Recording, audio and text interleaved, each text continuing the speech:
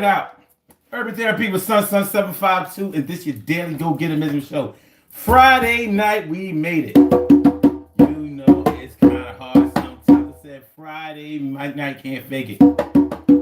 Everything is gonna be all right. Tonight on the daily Go Get 'Em Ism show, hopefully we have some fun tonight. As a matter of fact, I'm not gonna say hopefully. I know that we're gonna have some fun tonight because tonight we talk about music. Y'all know on Friday nights we have a music show, and it would be this one. Cow bones ain't sitting right. You ever have a situation where it's like, something is wrong. Like the cow bones just ain't sitting right with me. Tonight on the Daily Go Get 'Em Ism show, we are asking the question of things that make fans turn their backs on an artist or a group. What can an artist or a band do that could make fans turn their back on them? If the fans turn their back on an artist, then that's sudden death for the artist. How are they going to survive if the fans don't buy music, if they don't come out to the live shows, if they don't support financially? Then that band can't make any money. And show business is all about the money. No matter how you slice it, no matter how good the music is, no matter how fulfilling it is, no matter how deep it is, if nobody buys the music, then the music dies, and you just talk about that group like they could have been this and they could have been that and they could have done this and they could have done that, but they didn't because they didn't sell no records. Yeah, they was the best, but sold no records. So y'all know how it go. And that's what we're talking about tonight. But we're talking about when fans turn their back on an artist. Now, I think we need to have a little conversation about that, because can you even consider fans to turn their back on an artist? Like, they don't owe the artist their support. They don't owe the artist any fandom. They don't owe the artist any fanaticism. They don't owe them anything. The way that it works is like, if I like your songs and I like what you're doing and I like the way that you play, and and your product is good, then I'll support. I'll buy records. I may buy paraphernalia, memorabilia, T-shirts, any type of licensed paraphernalia that you may put out. Because if it's not licensed, then you don't get any money anyway, but you do get exposure and you do get promotion, even if somebody copies your stuff, because they're keeping your name out there in the street, which keeps you relevant, which gives you the opportunity to still be able to sell some records or sell out some tours or be able to go around the world and make some money. And that's what the game is all about. So what are we talking about? What are we talking about when we say things that make fans turn their back on an artist? Turn their back on them, like, yo, I used to like Public Enemy, but after Flavor Flav left, pardon my back, Chuck D, Terminator X, and the S1Ws. It happens. And and that's something that can make fans turn their back on an artist. Like if a band member leaves, or maybe like a lead singer or somebody that was really instrumental in the group, that might be something that may make people leave or turn their back on the group. Like, they was cool when such and such was there, but maybe the fans feel like they did one of the band members dirty. Like, they okay, even though it didn't happen this way, look at the group Destiny's Child with Beyonce. A lot of people felt some kind of way when they kicked out the two original bandmates or group members, Latavia and LaToya. People felt some kind of way when when Matthew Knowles kicked them out of the group and then made it a trio instead of a quartet. And they say it was because Latoya and Latavia were asking about their money, and because Kelly was related in some way to Matthew Knowles or Beyonce or whatever, she got to stay in the group and they got kicked out. Well, we know that. Well, anyway, nobody seemed to have turned their back on Destiny's Child when that happened. But in another group, in another situation, that could have easily happened. That could have easily happened. What's going on, y'all? Maritza Allberg, it's your birthday. Hey, hey. You definitely getting a shout out. You're gonna get a pre-shout out like right now, and then you're gonna get a shout out at the end. If you even if you're not still here at the end, you'll still get the shout out, and hopefully you're still here. My peoples, Seka Sala, all up in the house. How you feeling, my peoples? Good to see you. Good to see you.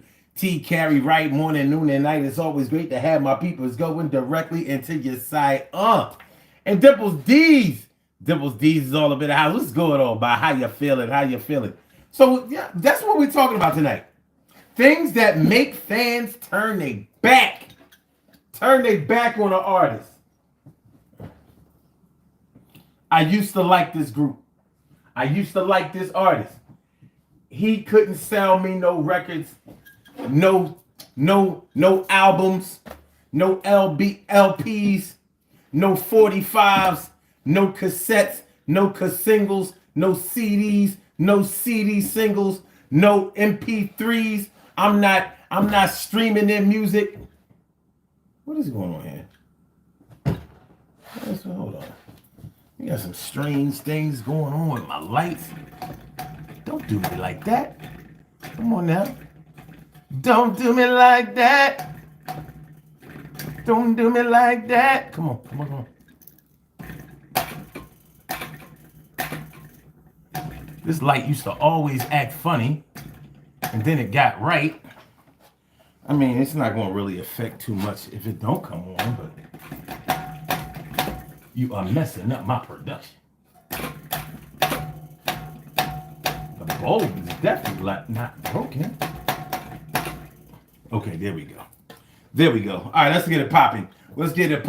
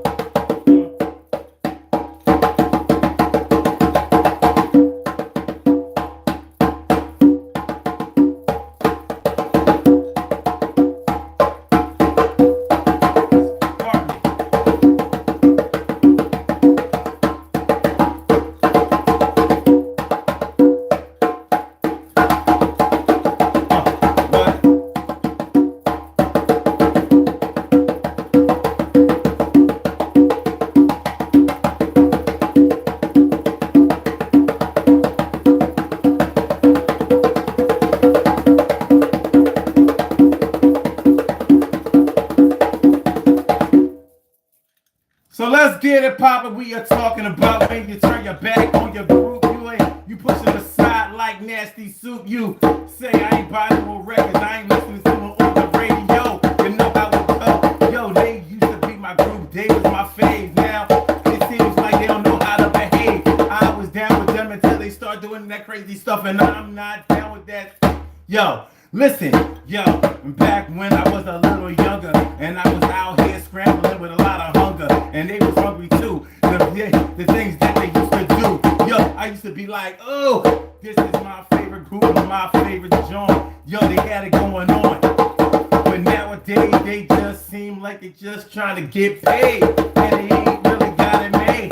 Yo, I remember when I was young, and I was out here trying to get strong, get a little stem, and I remember them, and I was like, yo, hold up, yo, it's going down tonight, Friday, 21st of the month, it's my day, first day in Aries. What up, Aries? It's time for the Rams. Damn, they about to do this shit, because I know how it go. They got the horns on their head, and that's they flow. Yeah, better than a Taurus, though. Get better than a Taurus, though. Welcome, Rams. See you later, fish. Pisces was doing their thing later-ish. But it's time for the Rams to kick in. Fire signs all up in this bitch. You ain't gonna win. Yeah.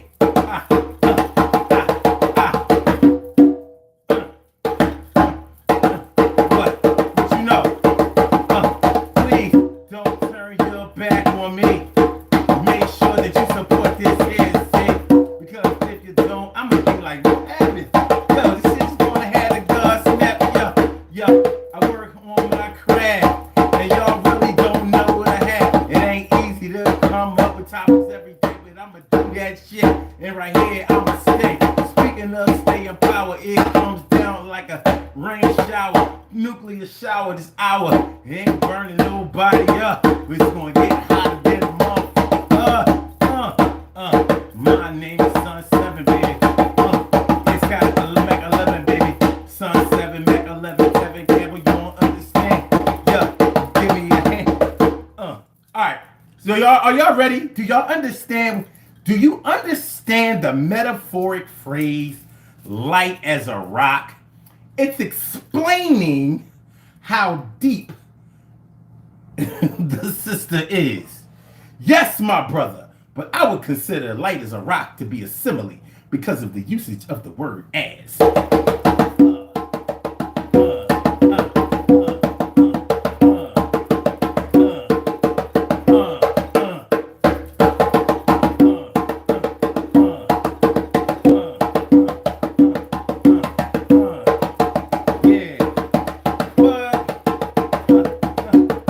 Let's have this conversation. Y'all ready? Are you ready? I hope y'all ready. Because I'm ready.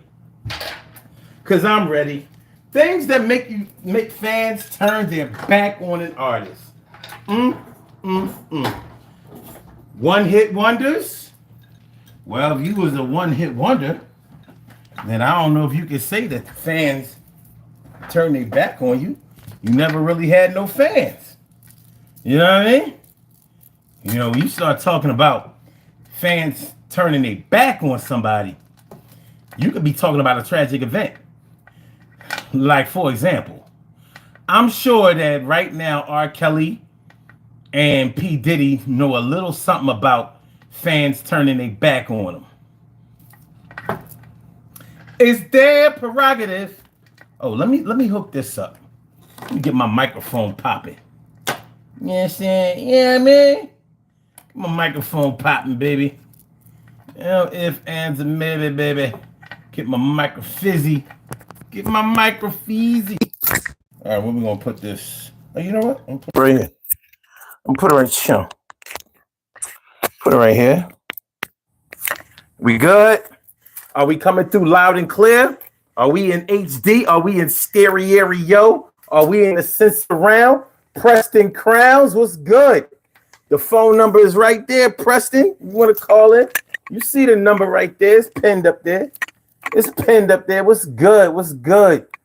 Troy Diesel. He says, always Pisces season. Is that a fact? Vita B, I ain't see you sneak up in here. Y'all be sneaking in between. Y'all be sneaking in here between comments. And who's that? Damon Avila says, believe in yourself. That's what's up. And Stars Production says, stop yapping, Incorporated. I do what I want to do. You'll find that out soon. I do what I want to do, say what I want to say, go where I want to go, and play how I want to play. If you don't like the things I say and the way I play, this ain't the place to be for you. See you another day. And where your brothers stay and others' ways ain't my way. I do my shit, and you listen to me say, yeah, I got my man calling on the line. He gonna wait for a second because I ain't finished getting mine. But I ain't gonna have him waiting too long. But I'm gonna make sure we bang out this thing like a dirty thong. Do you understand the words that I'm saying? Do you understand what I'm about to do? You'll soon see what we are. And yeah, I'm gonna raise this thing like the North Star or the Milky Way. Or that shit, you know, the Big Dipper. Understand the shit. Yo, you leave a tipper. If you like the flow, you know how it goes. Yo, this shit is now this shit is on some crazy shit, yo. All right, Wolfpack 7483 says JMM Jive Mother Mary is the hottest band playing out here today. Oh yeah? Wow. They so hot you had to write it twice, huh? Well.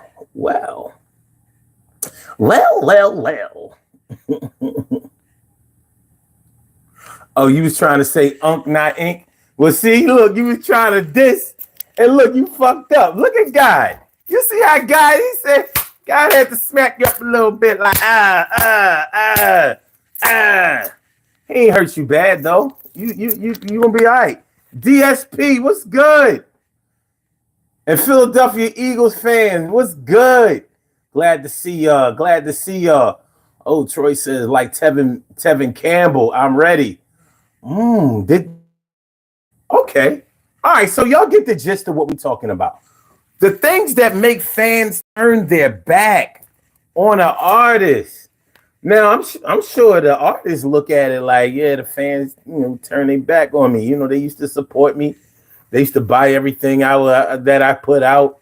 And I was getting interviews and all that kind of stuff. Because, I don't think that the fans alone can bankrupt an artist. Other things happen when the fans so-called turn their back. And sometimes you have to wonder if it's really the fans turning their backs on an artist. Because the way record labels used to do artists that were problem artists, artists that ask too many questions like, where's my money? And I wrote these songs, where's my publishing? Which means, where's my money, my royalties? The things that are going to feed me for the rest of my life. When you write songs, you get publishing credits. Those songwriting credits are the things that will keep you paid for the rest of your life when you're no longer making new music, when you're no longer in the studio putting out albums, putting out any material. The things that, when you get your records played on the radio or on streaming platforms and things like that, or if they play your song in a movie or a TV show, you get paid for that. Writer's credit. If your record label does some shit like claim executive producer for your album when you are the one who actually executively produced your album, these things can make it look like the fans no longer like your music. But what it might have been was the labels have doomed certain artists that were problem artists and stopped promoting their music. I don't know if y'all remember the rap group 3 Times Dope. 3 Times Dope. They were a Philly-based group, and EST, the Act Nicholas one, greatest man alive, and they also had a song called Funky Dividends, and they did the song Funky Dividends on the Arsenio Hall show back in the day.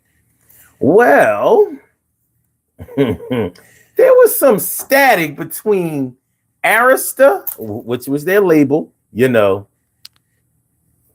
with the infamous Clive Davis, and it was said, I used to know some industry insiders back then, and they said that their album was supposed to be a tax write-off for the company, because besides groups like Houdini, Arista didn't want to invest any money in any artists, any rap artists. They didn't believe in the genre. So they signed 3 Times Dope off of the credit of Steady B and Lawrence Goodman. If y'all know anything about that, but I'm not gonna get into all of that. But as soon as their records started selling and they were about to go gold, then they stopped all promotion. So it looked like they caught a little bit of fire and burnt out fast, but that's not what happened. So it can look like the fans turned their back on 3 Times Dope, but that's absolutely not what happened. The fans were asking for more. The fans were asking like, well, what's going on? Why aren't y'all putting out any new music? And why aren't y'all touring and things like that? And yeah, they were sacrificed by their label early in the game. And that was their first album. So their sophomore album, you can kind of see, you know, how that went down. Okay. Troy says La Familia. Okay.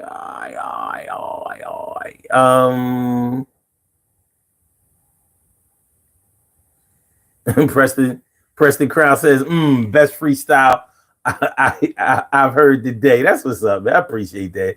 You might be gassing me, but I'll take it. I will take it. He said, love the flow. That's what's up, man. All right. Let me see. Okay. The mic is good. We good. Let me see. So, all right.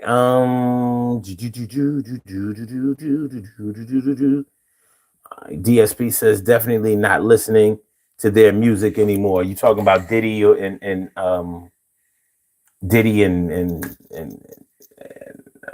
R. Kelly? Okay. Well, y'all see the poll question. I don't know if y'all saw the poll question, but the poll question said, what do you consider turning your back on an artist or group? So 58% of people, and this is only 12 people have voted so far, and I want to thank y'all for that. No longer buying their music. 58% consider turning your back on an artist as no longer buying their music. 23% says no longer listening to their music.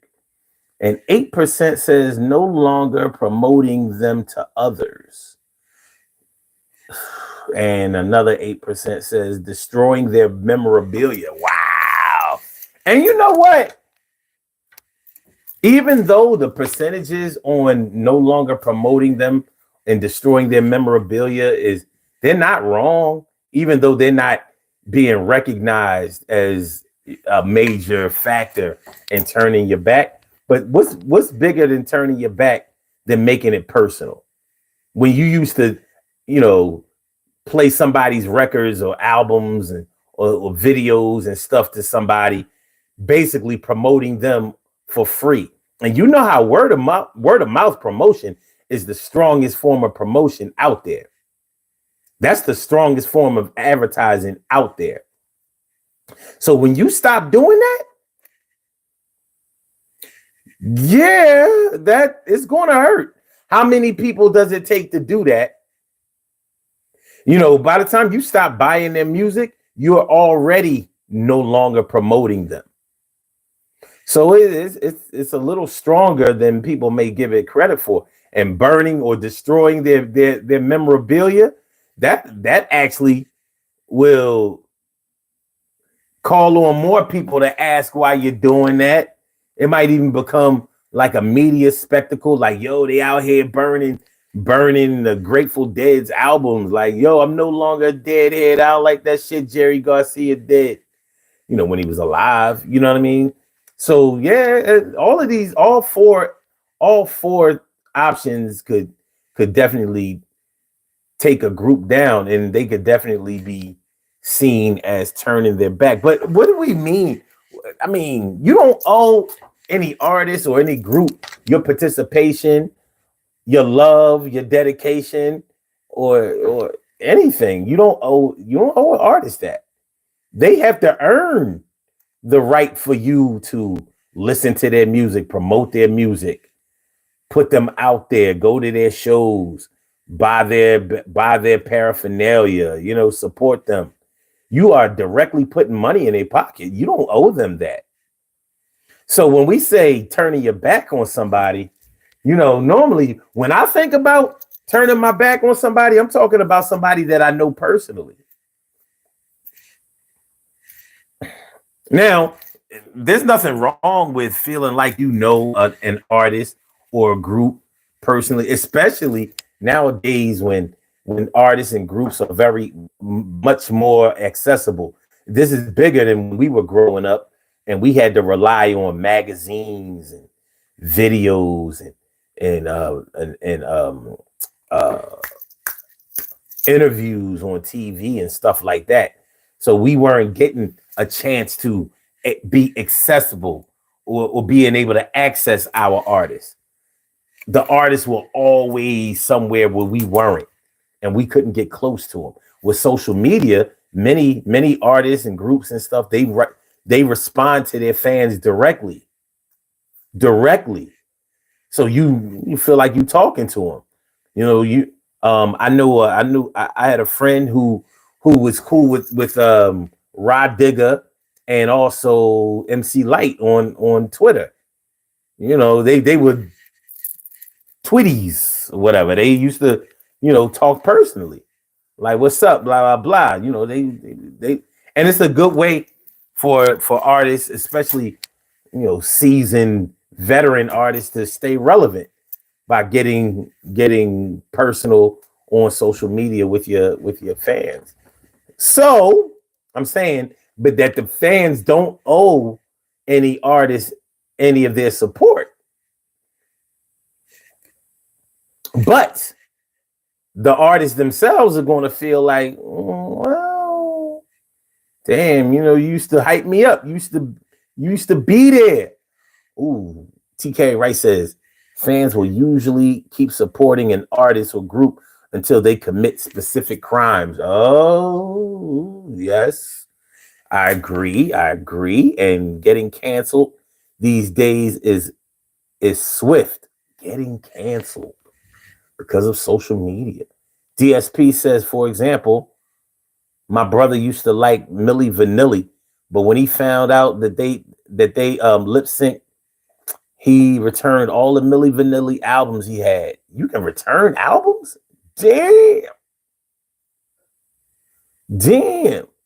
Thanks for coming through, Preston. Appreciate it. Okay. All right. Okay. Damn, you took it back to Milli Vanilli. Damn. But yeah, and you know what? It always surprised me that the fans turned their back on Milli Vanilli just because they lip sync. I was like, at the time, do you know how many artists that people loved and felt like? Janet Jackson don't sing live at her shows. Neither did Madonna. They talked live in their shows, but when the music came on, all that dancing and stuff, you think Janet Jackson was singing live when Rhythm Nation was playing?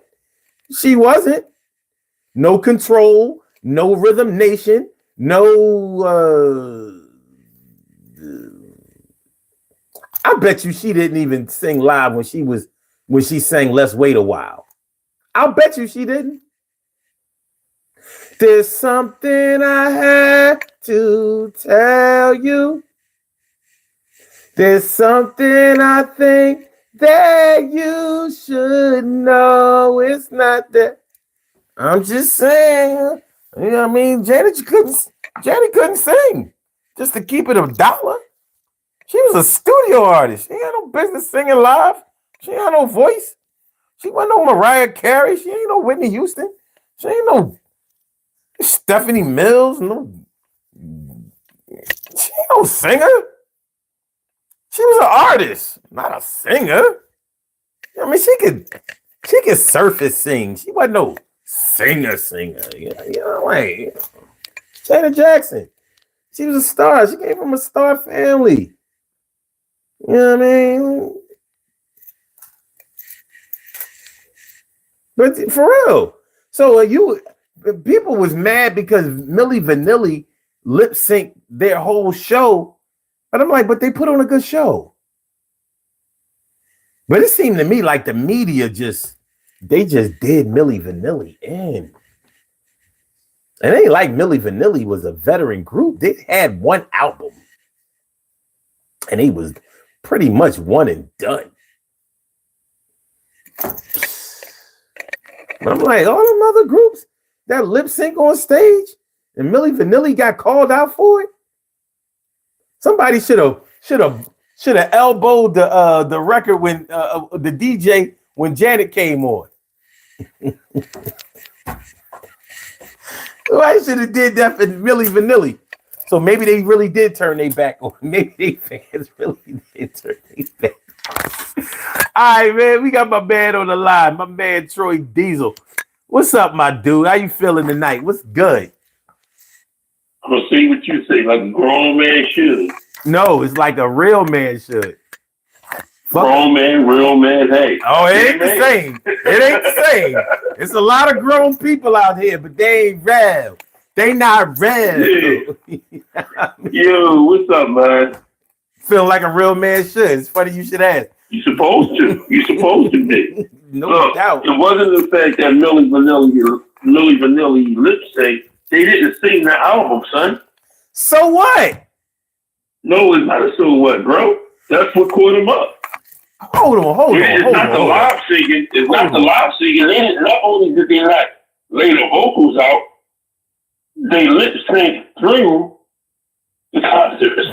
So when that album skipped, that threw everybody off that. Janet Jackson used to literally lip sync her entire live show. But the thing about it is that if she's singing the album. Okay, all right. So check this out, right? Hold on. So check this out. You help me on this now. Now Google that. No. But here's the thing. I'm just wondering why it mattered. Because if you're getting good music, hold on. If you're getting good music, why? If you're getting good music, why does it matter if they sang it or not? Because other artists, it matters. It's not so much. Does it matter? Then see, that's what I don't understand, right? I think I said something to you about ghostwriting when it came to Drake. It only matters in hip hop. Yeah, but it also matters if they can't. Let's put it like this: if you sing it live, a concert's supposed to be live. Now, even if Janet Jackson didn't sing some songs live, did she sing the album? Did she sing on the album? Did she sing on the DVD? The CD? That's the thing that they didn't sing on the CD. So therefore, when they went to the concert, they lip sync. It went right back to the album. Oh, so you don't just sing shit. It's like CNC Music. It's like CNC Music Factory. The lady from the Weather Girls is the one that's called. I was going to use that example.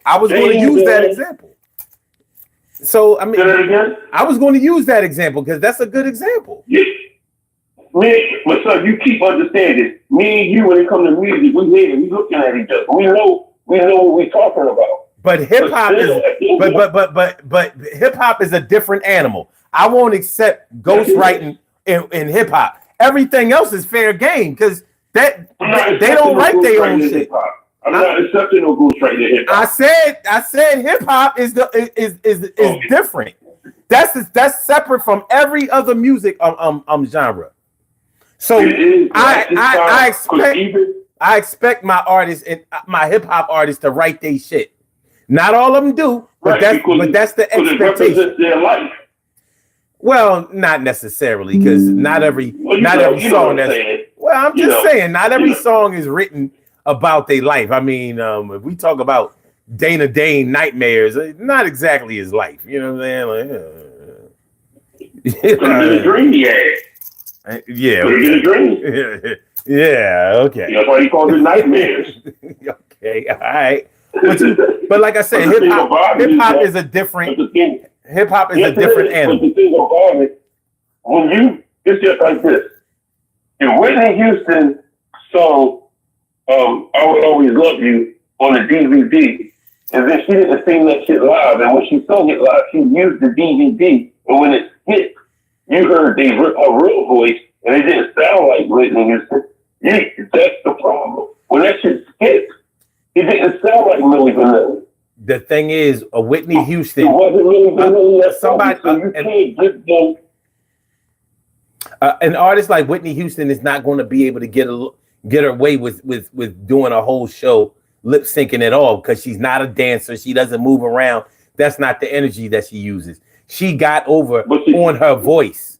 There are plenty of singers who don't. Wait a minute. There's plenty of singers who sell a lot of records, but not because of their voice. They sell it because of their songs. Right, but the thing about it, son, is that if they had, like, even with Boyz II Men done a little dancing, but if you found out that Boyz II Men didn't sing the songs on that DVD, there's going to be questions of if they can sing. Of course, because they sold. That's why when that Milli Vanilli shit came up, they started doing shit a cappella so they can know that they can sing. That's why they did that. No, a group like Boyz II Men sold themselves strictly on their voice. That's how they broke into the industry. A CNC Music Factory did not break into the industry selling their voice. Snap, whatever his name was, I Got the Power. He did not sell himself, on his voice or whatever. Milli Vanilli didn't come into the art. They didn't come in. They wasn't on MTV Unplugged and shit. You know what I mean? They wasn't on MTV Unplugged because MTV Unplugged came in later after they got caught up in that controversy. But my point is, Milli Vanilli had a slow song that tested the boundaries of their voice. And if they get to sing it, it's not okay. I just think they got a raw deal. Because the road, I think, because had it not been for that record skipping, hold on. Had it not been for that record skipping, nobody would have ever known or cared. And I know they got set up. I know they got set up. Somebody set them up. But that's the same thing with what's her name, sister, Jessica Simpson's sister, when she was performing Holly Simpson or whatever her first name was, the one that's married to Diana Ross' son, Evan Ross. Mm-hmm. That one right there, when she was on Saturday Night Live, it skipped. Okay. And it did the same thing. It ruined her career. Okay, well. At the end of the day, regardless of if you didn't write the song, singing is the most important part when it comes to R&B. If R. Kelly didn't sing, if you found out R. Kelly didn't sing them songs, that shit would hurt your nerves. It would hurt you to the point where you're like, we didn't sing that shit. But we're talking about, this is not going to be personal tonight. We're talking about the reason that fans turn their back on the artist. The reason the fans turned their back on Milli Vanilli because there was a lie in between it. The reason that fans turned their back on Jessica Simpson's sister was because there was a lie in between it. Yes, Janet Jackson danced and did all that other stuff, but in between all those acts, she sung. She sung what? Let's Wait a While. She sung that in concert. Did she? I believe so. I mean, did you go to the concert? Because I didn't. I can't. I know. I seen it. I seen it on YouTube. When I go on YouTube, and because it's my algorithm, I listen to it. Okay. It might not so pleasure principle because it's so much. It's just like even with New Edition. New Edition, like a little bit DeVoe. Let me give you an example. Wait. Before we go to hold on. Before we go into too many examples, let me ask you this. So are you saying that an artist are you saying that an artist lip syncing is a legitimate reason for fans to turn their back on an artist? An artist lip syncing is not a legitimate reason. Artist lip syncing and cannot perform certain songs in concert vocally, and you know they didn't, and if you found out they didn't sing that album or that CD, yes, it's a legitimate reason to turn your back on them. Okay, so your answer is yes, right? That's just my opinion. Yeah. Okay, all right. That's just my opinion. Okay, all right, cool. There's certain songs, like you pulled it out the bag. Janet Jackson, Rebel Nation. When you giving up so much energy to dancing, there's no way Usher, he might do some lip sync, but we know Usher can sing his songs. Big portions inside that concert. Usher sang more than he lip synced. Janet Jackson lip synced. She lip synced more than she. His fast songs, son. His fast songs. All I'm saying is Usher. And you was dude. All I'm saying is Usher sang more than he lip synced. An artist like Janet Jackson he didn't sing more than he lip synced. But if he didn't show that he can sing, it was documented in a documentary on Roy DeMen that when Milli Vanilli got caught up in that stuff, they started singing more a cappella to let people know that they're singing live. Okay, all right. Listen. We got to go on. I don't want to get caught up in one thing. But that's one reason. The other reason why people turn their back on people is what E. Carey Wright said. Crimes being committed. Okay, wait. We're not there yet. We're not there yet. Okay. We're not there yet. Follow me. Follow me. All right. The reason getting coming soon. Chill.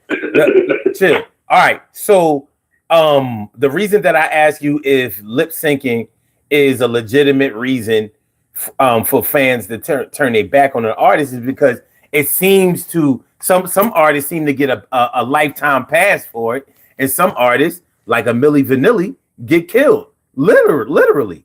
Like now you take Beyonce. Even though we know that Beyonce can sing, she lip synced the entire national anthem at Barack Obama's second inauguration. And she said, when it came out, she said that she was saving her voice for the Super Bowl. So she dissed the first black president on his second term. She shitted on him and lip synced.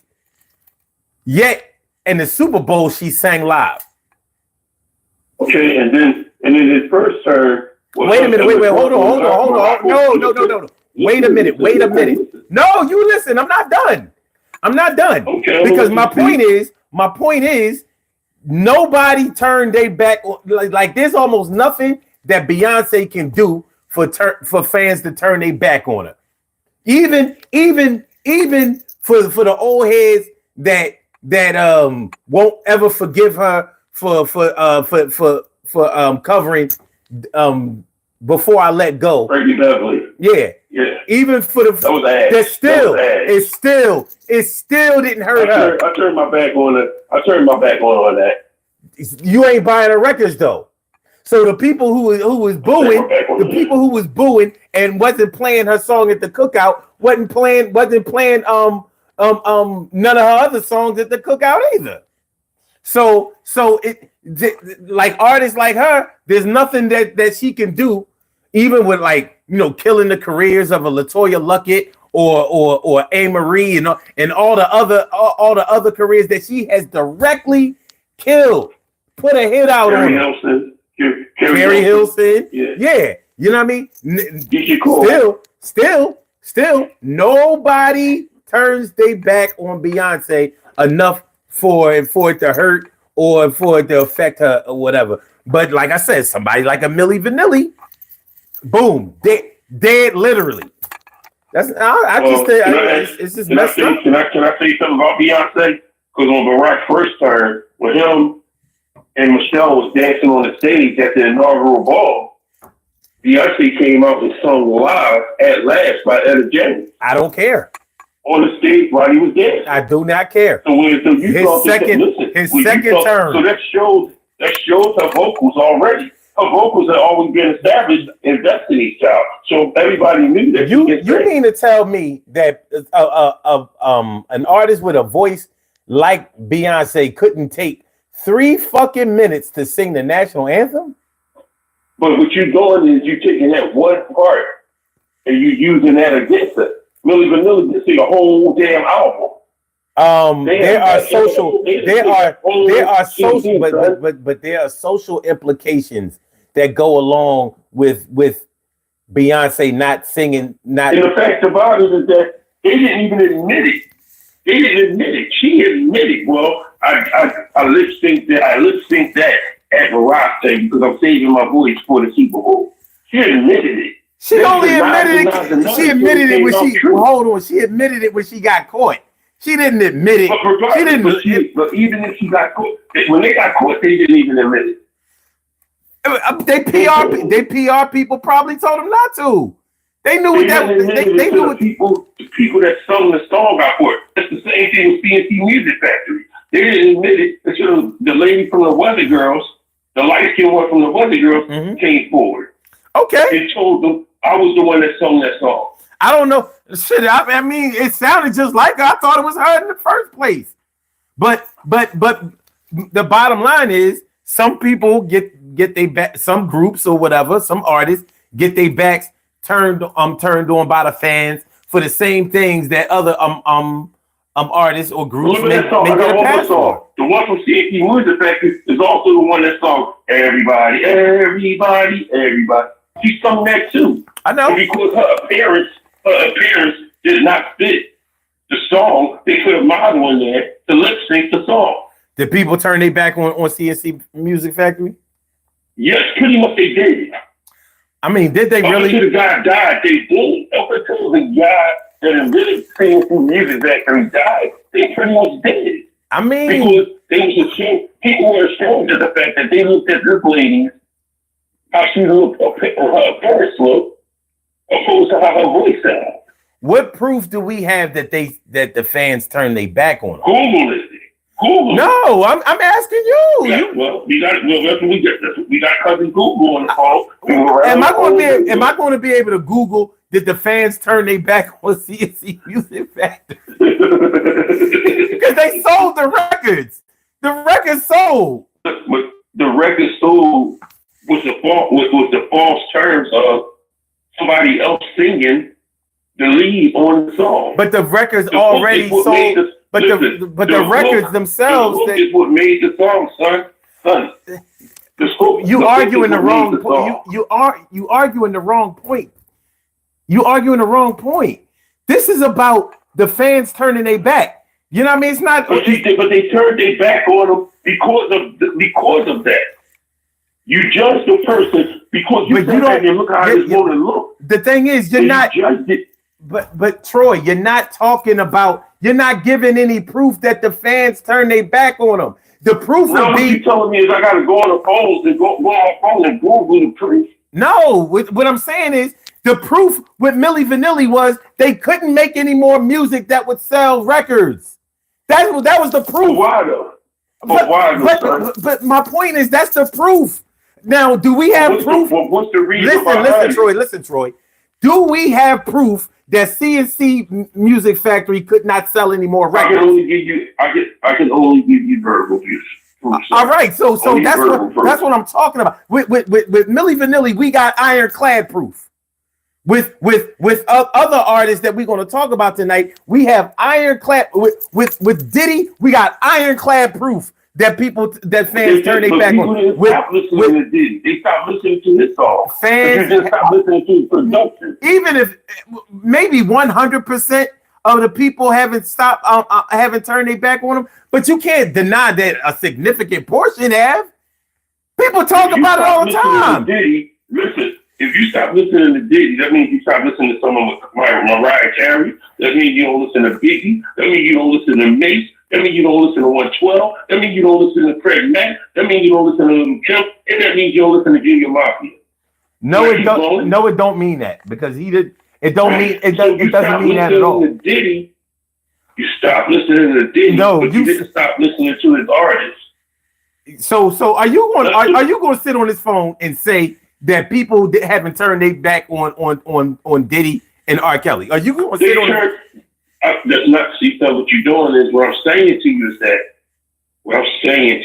is that they turned their back on Diddy per se, but they didn't turn their back on Diddy's production. The people that he put out, You can't turn your back on Did Diddy. they turn their back on? Do with Diddy Listen. You can't make this what you wanted to be. Did have fans turn their back on Diddy or not? You cannot say that though. Yes, I can. I can say it. I can say it directly. I've seen. Listen. I'm on social media all day, so I see people saying. Yeah, I hear people saying all day, I will never support his music. I will never buy any of his music. I will never hold on. I will never play his music again. And that's R. Kelly and that's Diddy. So I have hundreds of people that I've heard say it. If you're not listening to his music, then you're not listening to his production, son. And if you're not listening to R. Kelly, just because it's not you're not listening to Aaliyah. Just because it's you're not listening to Aaliyah. You're not. Troy. Just because it's not 100% of the people or 100% of the product does not mean that it doesn't exist. Two things can be true at the same time. But right, and what I'm sitting up here saying to you, son, is that I'm agreeing to what you're saying. No, you're not. You're saying that they haven't turned their back on him. I'm saying that they have. That's not what I'm saying. What I'm saying is that they turned their back on Diddy, the producer, the artist. They turned their back on the artist, but they didn't turn their back on the producer. So if you have to narrow it down to a yes or no, did they turn their back on Diddy or not? Yes or no? No. Straight yes or no. Yes or no? Did they have fans turn their back? This is what you did last time. Because all these variables, I ain't fucking with all that. You be having too many. You be having too many options. That should be confusing. Okay, so you say so your answer is no? No, they didn't. Okay, all right. Well, my answer is yes. All right, so let's go on. All right, so what are some of the other things that can make fans turn on an artist? Now, I think bad music. Okay, let's talk about that. Bad music. Does matter of fact, I got one better, son. Trying to cross over when you don't need to. Trying to be something different than you're not. Okay.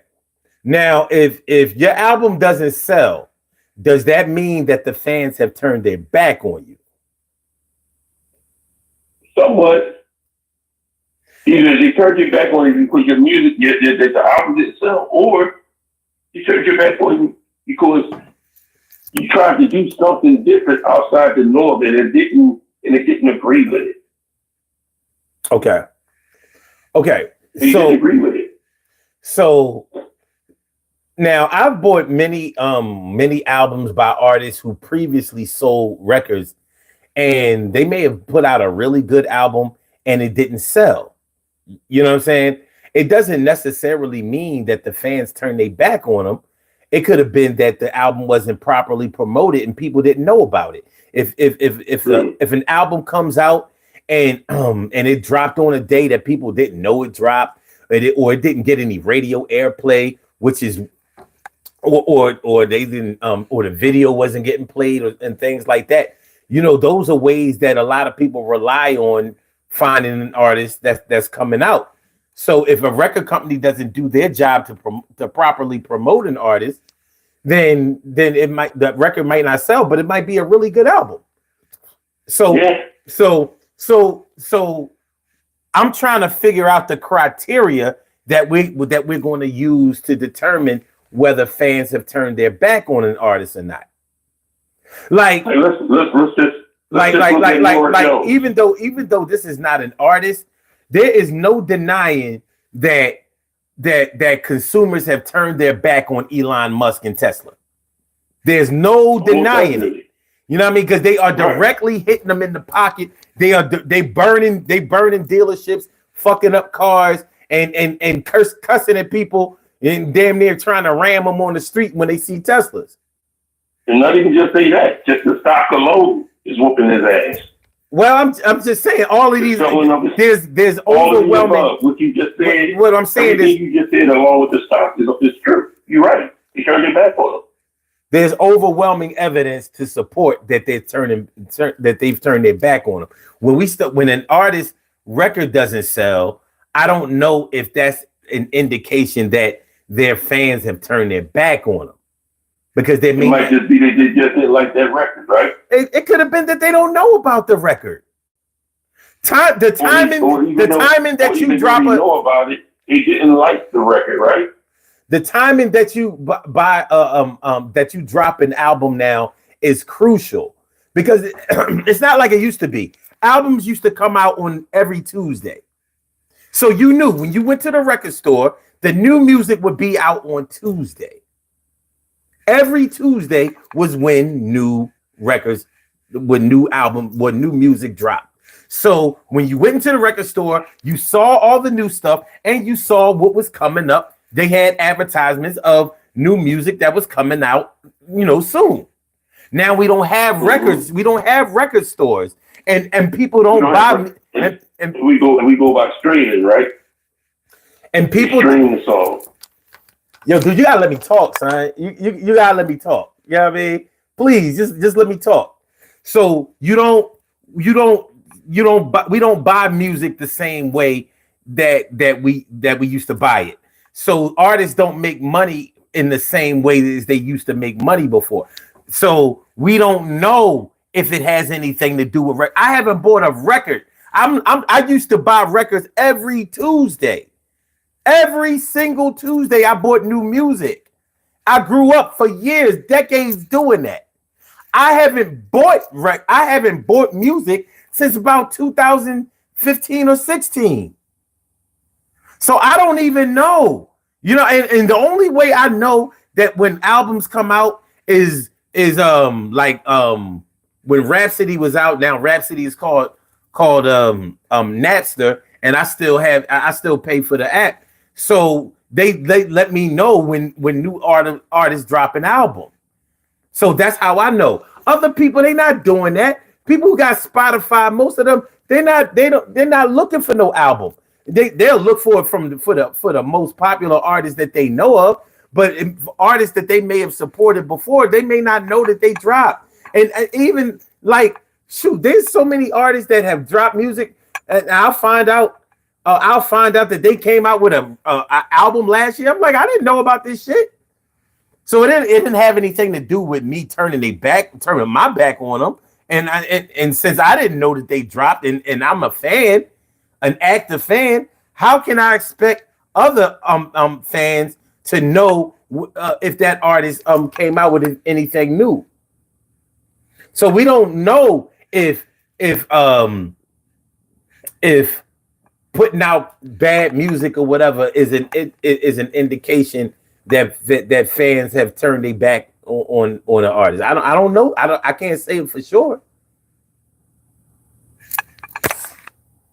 So it's my thought process is that if a fan turns his back on that artist for that album, it could be the fact that they just didn't like the album, or they tried to cross over and it didn't work.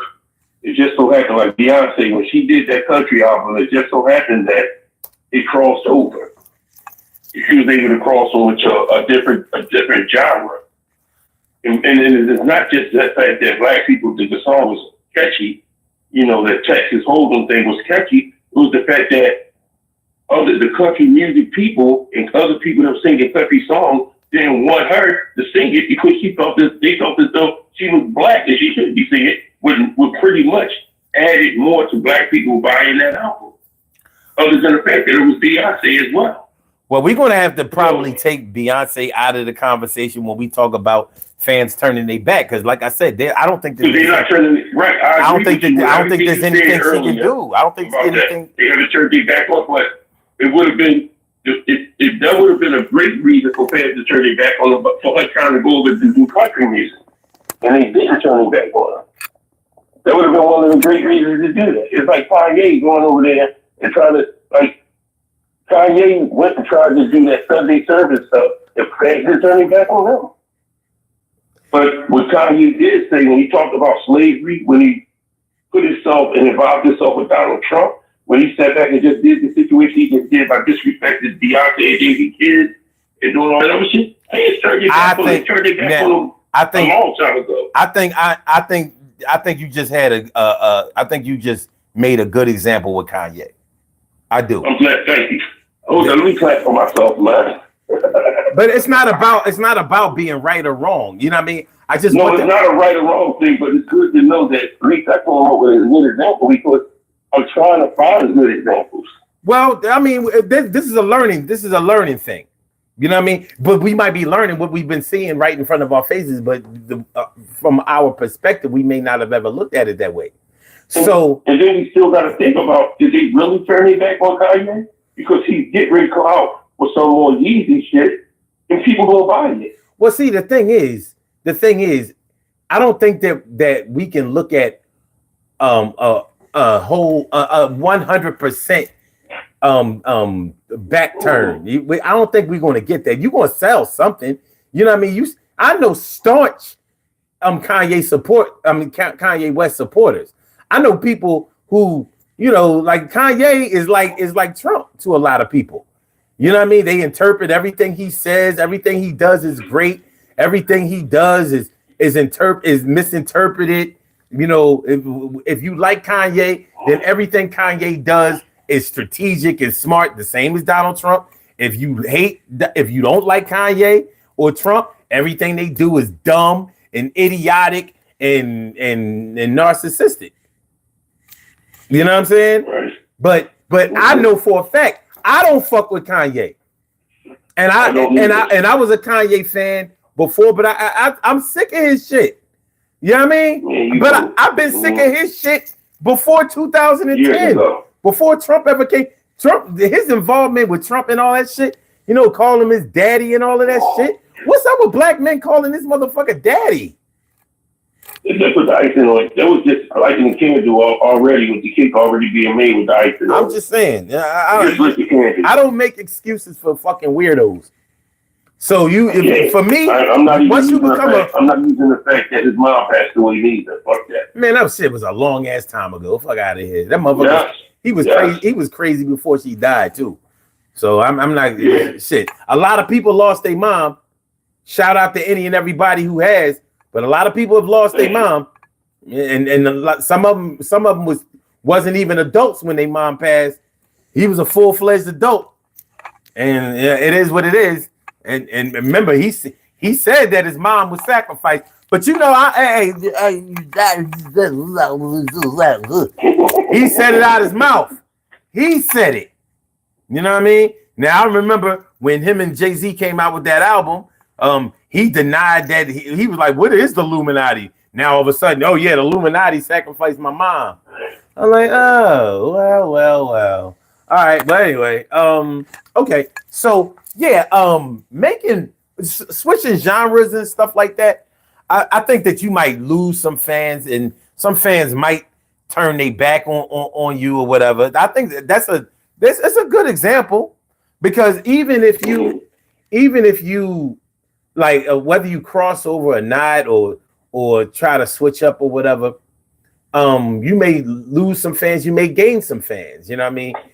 It definitely won't be exactly the same, but I wouldn't expect that 100% of your fans would turn their back on you, or maybe not even enough fans for you to lose your contracts or have to go independent or just take a hit big enough to the point where you know, you're just not able to function as an artist the way you were before. So yeah, turning your back on the art. What are some other things? What are some other things that might make fans turn on the art? And in the chat, I see the Ghost. Ghost is looking for he's really looking for attention. There, Ghost. There. All right, so what's up, Cheryl Halsey? If y'all can put in y'all opinions or the things that y'all think that fans might turn their backs on artists for, or a group or whatever. Now, I want to talk for a minute about some things that specific artists may have done. Just like you brought up the whole Beyonce example. Like I want to get more to that kind of bag. Like, and the Kanye example was a good one too, because Kanye did certain things that would directly make fans turn their back on him. Even if he still has millions of fans that might support him, he might have lost 500,000. He might lose a few million, and it might be reflective in his record sales or whatever. So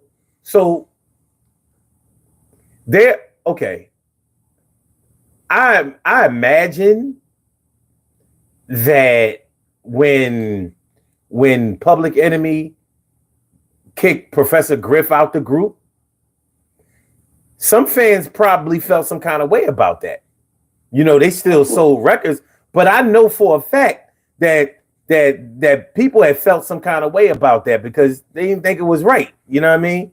Like Professor Griff was the one who used to keep Flavor Flav in check because Flav was a crackhead, and here they are making songs about anti-drugs and, you know, Night of the Living Bassheads and all that. And you got a basshead right there in the group and all of that. And Griff used to check him about that. Like, and he used to talk to Chuck about it. Like, what the fuck is he doing? This dude is going to mess up the whole group. And then all of a sudden, Griff gets put out the group because the label, the group for the anti-Semitic remarks that he made. Okay, so the interview. Yeah, so he makes anti-Semitic remarks, and you mean to tell me his group has to put him out of the group?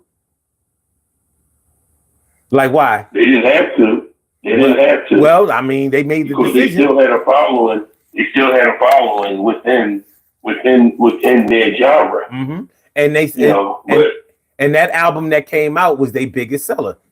Right, and they didn't really have to. I guess Chuck D felt as though he had to. But I know I know they lost fans long term. You know, because of that decision, because it took away a lot of their authenticity, where they seemed like the realest group that was out there, uncompromised and all conscious and shit like that. Black Power. Anytime you say Elvis was a hero to most and he never missed shit to me, you say motherfuck him any that way. A lot of people, a lot of fans, a lot of your Caucasian fans went away with saying that. Well, so now the anti-Semitic remarks, that right there alone shouldn't have been the reason why you kicked Professor Griff out the group. Anytime you can just say that shit out on, you know how popular Elvis is. Anytime you do so-called anti-Semitic or anti-Jew type of material, something is going to happen to you as an artist. Life ain't Kanye, all of them. Yeah, but but miraculously they didn't get killed and their careers didn't die. But you're right, they didn't get killed and their careers didn't die, but they had to bow down to the masses and formally apologize in public. Okay, but if they would have, I mean, there's a difference. There's a difference between. I'm sorry. There's a difference between the industry turning their back on you and the fans turning their back on you. We're talking about the fans turning their back on you. The industry has their reasons for turning their back. When the industry thinks that you are going to fuck up the money, then they will turn their back on you. But the fans may still, put you out there on tour, buy records. I mean, buy tickets to your concerts and stuff like that. So there's, we have to be mindful of that. When you get canceled, it ain't the fans canceling you. It's the LGBTQ canceling you. It's the industry canceling you. It's the Jewish Defense League canceling you. Because canceling only means taking away your money. If they not feeding you, then they can't cancel you. The word cancel, for anybody who doesn't understand that, that's all about money. That's not, they'll make you think that the fans give us a fuck about that, but they don't. You don't hear the fans out there complaining about it. You hear the industry and the chair people or the senior officers in the LGBTQ and the Jewish Defense League and things like that. They the ones be bitching because they the ones who own everything. the record companies, the studios, and all of that kind of stuff. So that's why they do all the canceling. You don't hear the fans out there, I'm canceling. But in instances where we talking about like a Diddy or R. Kelly, we are actually talking about fans getting active and talking about, you know, canceling, and they doing it. They may have already bought the album, but they talking about I'll never listen to it again, and they're openly saying that. And whether you think so or not, that spreads to other people who may have been on the fence about it. You know what I'm saying? Like, yeah, I think I'm not going to listen to it too. Hey, we got a lot of monkey see, monkey do out there. So just like the situation, like we both agree that if you're a rapper and you got ghostwriters, then that cancels you out as a rapper. You're just an entertainer. I don't think it hurts rappers at all. I haven't seen any evidence that because a rapper had a ghostwriter that they didn't sell any more records or lost. We haven't found out. We haven't really investigated and looked at rappers as a whole until Drake came out and we found out Drake had ghostwriters. No, Eazy-E. You understand? We never went back. Well, Eazy-E is, yes, Eazy-E had a ghostwriter. Dr. Dre had, but Eazy-E wasn't even a rapper. He was a rapper by guilt by association because they included him in the group. He wasn't Dr. Dre when he first came out. You got Dr. Dre. You got Dr. Dre. I said Dr. Dre. I know. I heard you. Yeah. You got Lil Wayne. You got a lot of artists out here who have been accused of not writing their own rhymes, and none of them have. But you sit back and you say Lil Wayne, and you know you got Baby and everybody and his whole group and his whole and all his what is it, Young Money talking about nobody's never that Gilly didn't write shit, which we all know that he did. Well, regardless of all of that, I'm talking about the fans. I don't see where the fans. I go on rap forums and all that kind of shit, and people do. A lot of people are not purists when it comes to hip hop. They do not give a fuck, and this is the paying public. They do not give a fuck. They give a fuck about whether that song is good or not. They do not care about who wrote it. I'm just telling you straight up and down. No, and that's the whole thing about it. I agree with what you're saying. I agree with that. The fans do not give a fuck. But the part about it, the part that I'm saying is that even if the fans don't give a fuck, it's people like me and you, we give a fuck. Hold on a second. Hold on a second. We have another call on the line. All right, hold on. You have a call from Full Metal. Full Metal Chad. Welcome. Hey. What's good, man? How are you, man? I'm good. How are you doing, man? Good, man. I feel like I'm slowly becoming a regular, man. I got to call in again. I love Fridays. That's what's up. You know me, I'm a musician, bro. Hey, is that you, Troy? Yeah, that's me. How you doing, good brother? I'm good, man. It's good to talk to you again, man. I love talking to you guys. I actually just did a podcast with my buddy just now. Me and him were trying to start one, man. And you know what? I told him, I was like, I watched this guy's son, and I love watching him, and, you know, I'm inspired. That's what's up, man. We're doing it, man. We're ground it. But I didn't mean to butt in. I wanted you guys to keep going. I just wanted to jump in. No, we want you to butt in. That's why you picked the phone up. What do you think about what he's talking about? Well, so I just got here, but I've read the topic of the show. What's, the pool, like what's considered backing out, what's considered like turning your back on an artist, right? Yeah. Mm-hmm.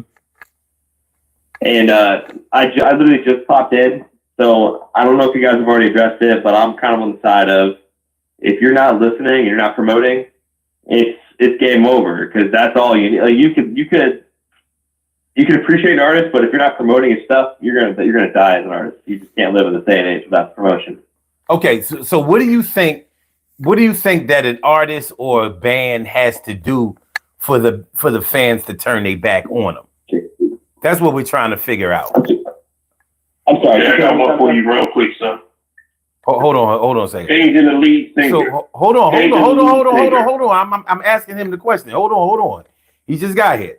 So Chad, what do you think that an artist or a band has to do in order for fans to turn their back on them? because we're of the impression that fans don't just stop supporting the artist for no reason. Normally, there's a reason that they may not have bought an album or whatever. Yeah, so we're trying to find yeah. I agree. I think that's really interesting. I like that because I think there's actually multiple answers to that question, and I think that this is why I love this show. It's because there's no yes or no. I feel like there's a lot of reasons why this happens, but from my experience, because you guys know I do play music, I think it's either one, you get into some bullshit you shouldn't be talking about, something controversial, something that you know is going to divide your crowd, or two, artistically, you just take a U-turn and you're known for making rock and roll music, and you start making EDM. You're known for rap music, and you start making country music. You're going to lose some people, and I think that's your crossroads right there. Okay. Now, Troy was saying the same thing. So we're trying to figure out some other things that like I have some that I'm thinking about, and I was trying to see if anybody was going to say it or see it that way or whatever. So if you think of any other reasons or why fans may turn their back on an artist, don't hesitate to spit them out. Yeah. Troy, you about to give an example? Troy, I was going to say the changing of the lead singer, the changing of like when Steve Perry left Journey, people turned their back on him. When definitely one I was thinking. Lionel Richie left the Commodores, we know that they turned their back on him. They only had one hit after that. Was White Strip. That's a good one. When Jeffrey Osborne left LTD, there was no L, no T or D. You know, when even though they still had hits with Van Halen, David Lee Roth was the nucleus of the group.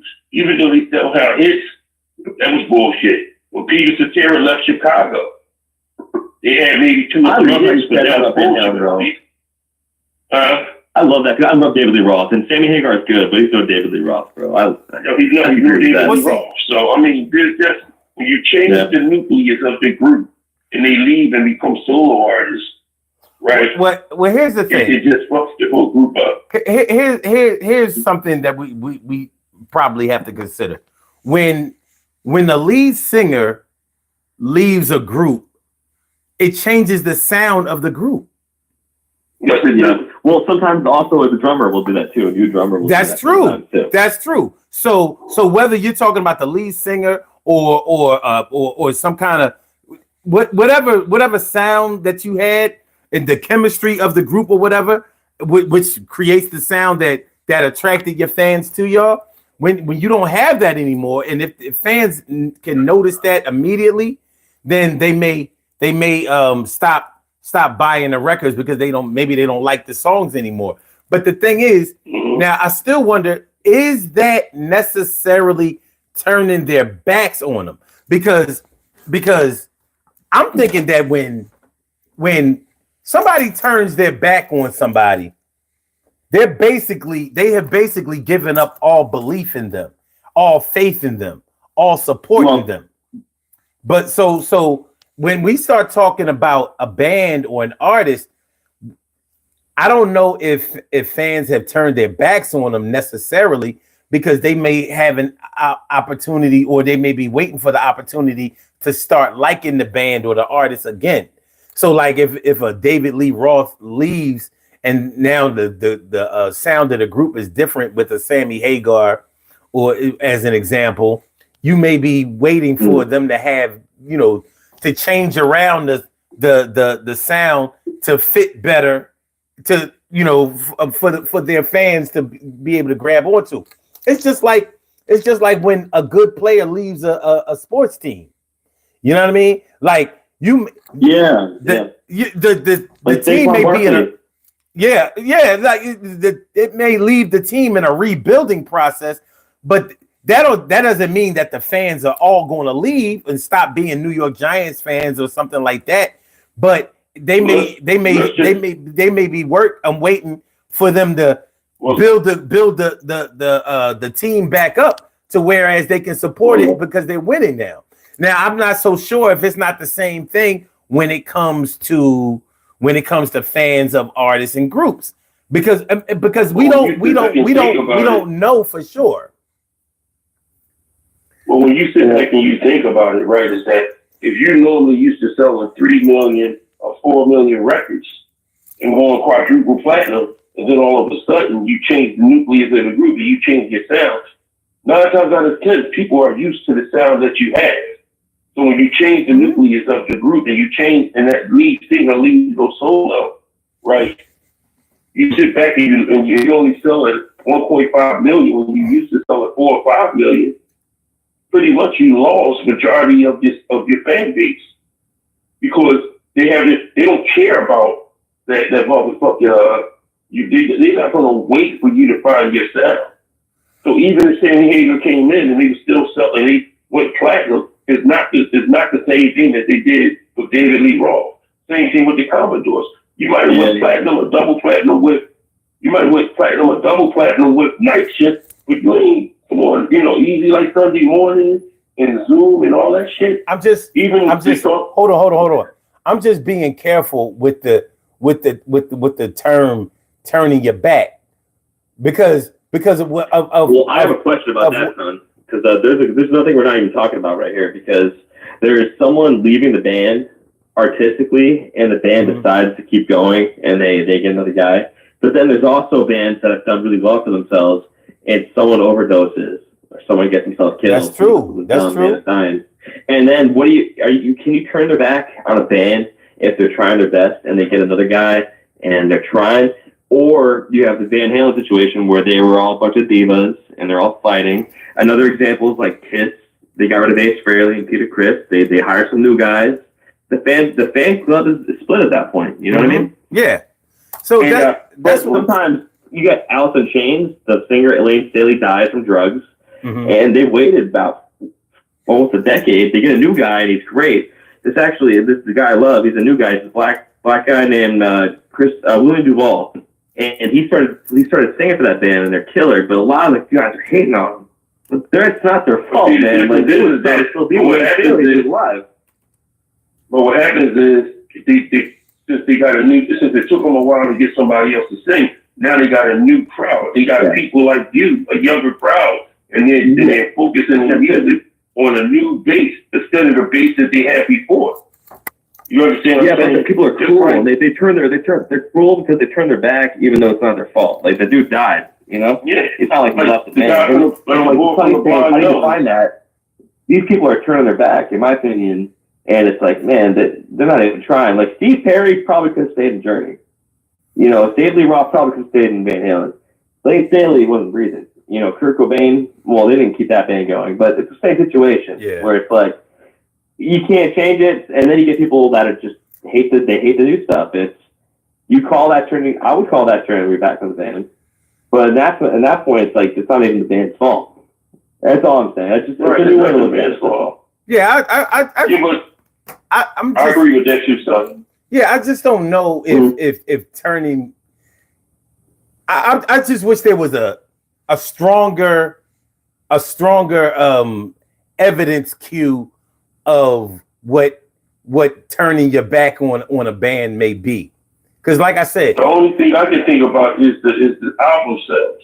Yeah, but that's not always. That's not always you. Okay, all right. So album sales are a good indicator of fans' involvement or whatever, but then it doesn't necessarily mean that fans have turned their back on you. Like you may have a project that just didn't do well for other reasons that we've already talked about, and it doesn't necessarily. Like you missed the ball. Yeah, like the day that your album release date, promotion. You know what I mean? The material on the album. Every album doesn't sell the same. You know what I mean? Like all artists experience peaks and valleys of sales. Nobody goes diamond every time they drop. You know what I mean? So you may have like a great album that sold, I don't know, 4 or 5 times platinum, and then like a DMX, you might have one that only that did 2 or 3. You still did 2 or 3. It doesn't mean that 2 Well, million at that turn their level, back on you you. know, at that level, it's like, man, it's almost not even worth measuring it because these people are going to get success no matter what. And I hear what you're saying. There's millions of people that are not getting it and all that, but there's also ideologically, there's sometimes in the music scene where there's huge shifts, and you'll go from platinum artist to zero, you know, and that's out there. And I think that when you're like DMX and you're trying something different, that's one thing, and that's what you're saying. Like you got a good thing going, you know you're good. You're gonna try something new and it flops. But I think that doesn't define if the fans turning your back. At least not most fans. Exactly. Because they know you're still freaking good. It's Yeah, I don't know about turning your back. Like that's a strong term. Well, you know, like when you sit back and you think about turning your back, like when you brought up the death, like let's look at Lincoln Park, the Chester Bennington when he killed himself. Let's look at I was actually going to talk about that. They replaced him with the girl. And you cannot, you know, when your ear is so focused on their voice. When you're a consumer and you love their voice, you can't turn your ear back and say, I still want to hear this group. When you're so used to that first album from Linkin Park and Numb and I Try So Hard and all that other stuff. They literally should have disbanded. They literally should have disbanded. You can't have a Linkin Park without Chester. You just can't do it. Man, I love hearing both of you guys say that. I love that. But you have to admit though, the new girl is good. She is really good. Emily, is she? Okay. Linkin Park. But she's not Chester. Her name is Emily. And Emily Armstrong, and you guys are talking to the right guy because I actually love both of them. Like I grew up on Linkin Park. Do you realize? And I love at one point they was trying to get Amy Lee from Evanescence to be the lead singer. Yeah, but Linkin Park. She's good, but no, they got this other girl. She's from a band called Dead Sarah, and that's an underground band. This girl could sing all the notes. She actually came out with some new songs. So my opinion is, when I hear the Chester song, I want to hear Chester singing it. When I hear the new songs, I can appreciate the new songs. I wouldn't say that's turning my back, but when you look at the comment section, especially the fact that she's a girl, people are just railing her and giving her shit, and I hate seeing it, man. I hate seeing that because they're turning their back on the band. And I'm in my late 20s, and let me ask you. Hold on. Wait. I'm not turning my back, but I'm noticing. My observation is, but people I talk to around my age, people older and younger too, most people hate the idea that they kept going, and they won't even support the new shit. And it's, man, right? If you guys want to hear it, I mean, you could pull it up. But she sings the songs really well. Okay, but I'm sure that the sound is different, and it may take some people a while to get used to it. But let me ask both of y'all something. Have you ever turned your back on anyone? Musically? Yes, I have. Yes. Okay. Yes. So when you turned your back on somebody, what were the reasons that you turned your back on them, and what was your emotion of what were the ingredients of your emotions that qualified you as turning your back on somebody? I'll tell you word of that. I'm gonna let you go first. Man, you go first, bro. You go first. Well, I told you the other night about the situation. I told you the other night about my older brother and the situation with my mom. And the fact that I can't be around him, since my mom has passed away. I believe his daughter and him had something to do with my mom passing away. Okay. So there's no way in God's green earth I haven't talked to him in 5 years. Okay. All right. I get it. I get it. What about you, Chad? I thought you meant like musically. No. I mean, have you ever turned your back on anybody? I'm trying to figure something out. I mean, I've been cheated on by a girl before, and when that happens, I don't know about you guys, but I'm from the East Coast, and like, if your girl's not being loyal, you have to turn your back on her. Like, you have to. Like, you can't stay with someone like that. That's you can't if you stay with that person and don't turn your back on her, that's your honor. There goes your integrity. And I feel like you guys both agree with me on that. I do, but I thought you meant more on like a musical. I'm trying. We're going to get to that. But the reason that I asked you, both of you, about what, have you ever turned your back on anybody and what it meant to you was because of this. All right. When I think, first of all, when I think of somebody turning their back on somebody, I think of them giving up on that person, and I look at it as it not being the person's fault who had their back turned on them. Because I've had people turn their back on me, and I know it wasn't because of something I did. But that's what turning your back on. That's what turning your back on somebody is. It's not normally the person's fault who had their backs turned on them. The person who turned their back on them is the negative person. Like, for whatever reason, they decided, you know what, I ain't fucking with you no more. And I'm saying that to say this, Troy, I don't consider your treatment of your brother to be turning your back on him. I don't look at it as that. He earned that. It would have been turning your back on him if your brother didn't do shit, or you didn't have any proof or any reason to suspect that there was any wrongdoing on his part. That would be turning your back on him. You know what I mean? Like, I got you. When you turn your back on a friend, that was your friend. So he may have needed your help. He may have needed your help, or was in his most deepest, dire time of need, and you didn't help him. You turned your back on. That's turning your back on him. So when I'm talking about fans turning their back on a group, it ain't because of what the group did necessarily. It's like the fans just like said, you know what, I ain't fucking with that. I got this new thing. So with that being said, age, like in hip hop, age is a fucking killer. For some reason, hip hoppers. Hold on, just a second.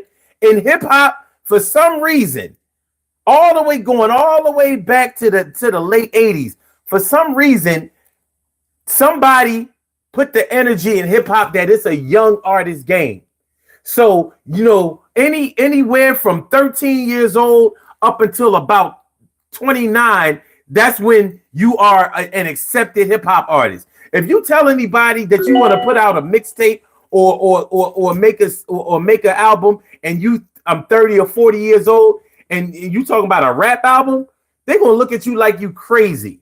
But they wouldn't do that if you said you were putting out love songs or poetry or any other form of music. Hip hop, you gotta be young. You know what I mean? As a matter of fact, if we talk about Big Daddy Kane or LL Cool J or EPMD, now it's an old school artist show. It can't just be a rap show. It can't be just a hip hop show. It gotta be an old school artist show. It ain't. Bro, Grandmaster Flash still puts out music, bro. A lot of quote unquote old school artists still put out music. You would be surprised. Yeah. It's crazy. But age in hip hop means you ain't getting no sales. So hip hoppers literally turn their back on an artist when he comes of age. Now it's getting a little better because the Drakes are getting older, the Kendrick Lamars are getting older, the all of those the Nas and Jay-Z, they in their 50s and shit like that. So it's getting better. The rock stars getting older. Same thing. Like you got Jimmy Jagger's getting older. Rock music, rock fans hardly ever turn their back on their fucking groups. You know what I mean? They get the tour. They get the tour. That's right. They get the tour till they die.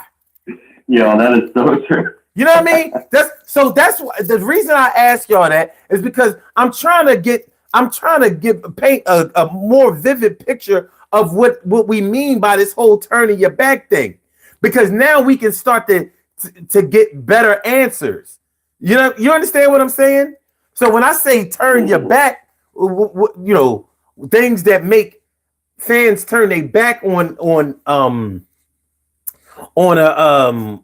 artists or groups. Yeah, we can talk about a Diddy and a R. Kelly, because even though they did it's justified hate. Well, here's what I'm thinking. Even though what they did wasn't to any of the fans still turned their back on them, because it was like, I can't support that kind of shit. You know what I'm saying? I'm not, like, listen, I gotta let you be on your own. Listen, I hope the best for you, and I pray for you, and I hope that you get better. But I'm not gonna I can't support you any farther. I've gone as far as I can go with you. So you're saying that's not turning your back because it's justified decision. It's like there's morals behind it. Turning your back is like you have personal reasons to that. Whereas you're not turning your back if there's just like ethical reasons why you're stopped. If the fans were their friends, then I would say that they turn their back on them. But because their fans are disconnected from them personally, I don't necessarily consider them to be turning their backs on them. But I can agree with that, because you're making something a bad thing. Turning your back is a bad thing to do, and it's not bad if you're doing that to pedophiles and people are pissing on a girl and shit like that. I hear what you're saying, man. I agree with that. As a friend, let's say you were accused of a crime that you didn't do, and your friends and your family they cease to support you anymore because they, for some reason, just because you were arrested or accused, they went and believed the media and law enforcement. That would be turning their back on you. That would definitely be turning their back on you. So when we start talking about these bands, so Richie wasn't no longer there. No, I don't think they turned their back on the Commodores. I think that the Commodores were because Lionel Richie was already making his exit. I will tell you what, Lionel Richie turned his back on the Commodores. How about that? He literally turned his back on them. He left them out in the cold. I don't think that that the Commodores fans turned their back on the Commodores. When the Commodores made a song that they liked, they supported. But they couldn't keep up. They couldn't keep, making music good enough. And they weren't going to be able to do all of their older hits because Lionel Richie was the heart and soul of the group. He wrote all the songs. Yeah, that happens a lot too. Yeah. You get the guy who writes all the songs, and usually these guys are humble, so you don't realize it until afterwards. But you lose them, and then you lose so much of the band. It's sad, especially as a musician. It's like, man, I look up to this guy. Now they're writing songs, and it sounds like a different band. Shoot, you know what? 3/4 of the band is still there. And now I'm thinking about it. Maybe we might have to switch a little bit of the conversation to artists or band members who turn their back on the band. Honestly, I think it's even more interesting because fans are going to do what the fans are going to do. It's a random wave of culture, and you never know what the hell is going to happen. But the band, you can control that. And a lot of these bands make decisions where you're like, what the hell are you thinking, man? How could Steve Perry from Journey? How could you get rid of, how could the Beatles let John Lennon walk away? You know what I mean? Yeah. Well, I mean, that's the same thing. That's the same thing with Peter Cetera from Chicago. How can y'all let him walk away? Because that voice alone, if you know Peter Cetera's voice, a lot of these voices that we're talking about are legendary. Lionel Richie, Peter Cetera, Steve Perry, David Lee Roth. Some of these voices are so legendary that when they're not part of that group no more, you don't want to hear no other bullshit. You don't want to hear it. You're like, man, I don't want to hear that shit. We're David. Yeah. Even with the Temptations, but Dennis Edwards was so damn good that he was able to jump in when David Lee Russell left the group or when they kicked him out. Yeah. He was just that good. You see, so some people can take over. You could have kept him, man. Some people can because David Roth had a solo career, man. You know about the solo career? David Roth has no Hold on. I love his solo. I love two solo songs. Hold on. Let me ask you this. Let me ask you this. Yeah, man, I respect it. Let me ask you this, Troy. Did the Temptations turn their back on David Ruffin? No, David Ruffin turned his back on them with his actions. Okay, I think they did. Yeah. I think they did turn their back on him. And Well, it was somewhat mutual because if you really think about it, they had to for the betterment of the group. I mean, if you go by what they did in the movie, and he wanted to call David Ruffin and the Temptation, and nobody coming to see you, Otis. Well, he did say he was only playing. You know what I mean? And he was all coked up and all that kind of shit. But the thing is, the reason that I say that they did turn their back on David Ruffin was because it wasn't a unanimous decision to put him out of the group. Remember, Blue, yeah, Eddie Kendricks didn't agree with it at all. Right. You know, it was mainly Otis. He saw the artist. Otis and the artist is always the bass. So let's do another one. Do you think that New Edition turned their back on Bobby Brown? No, I don't think so.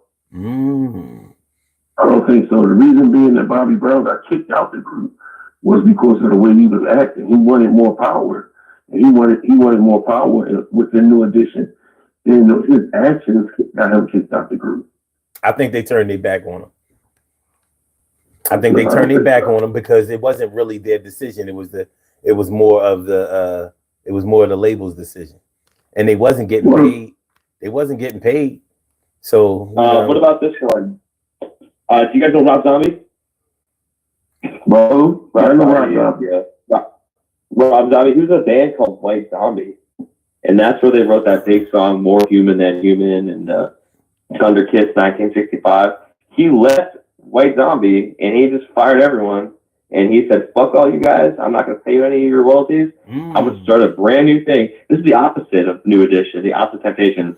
The dude left the band and he took the audience with him. He changed his last name to Zombie, and he's like, "Fuck all y'all." Same thing with Alice Cooper with his band. He's like, "Fuck all you guys. I'm taking everything and I'm rolling with it." So what you guys are saying is true, but there's another side of it. If you're the vocalist and you can capture that audience and you're the reason they like you, you take that crowd with you when you leave. Well, see, that's why I say Lionel Richie turned his back on the Commodores. He was already doing solo projects. You could tell that he was detaching himself and his sound away from the group. You know what I mean? So I mean, it was pretty obvious. You know, I mean, once he made that hit with Diana Ross, the Endless Love thing, I knew it was a wrap.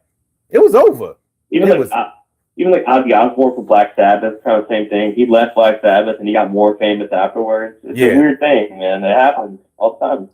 Yeah, he was really good with Black Sabbath. Their lyrics was really deep. You know what I mean? I like it. And then he started doing, So what you think about Jeffrey Osborne?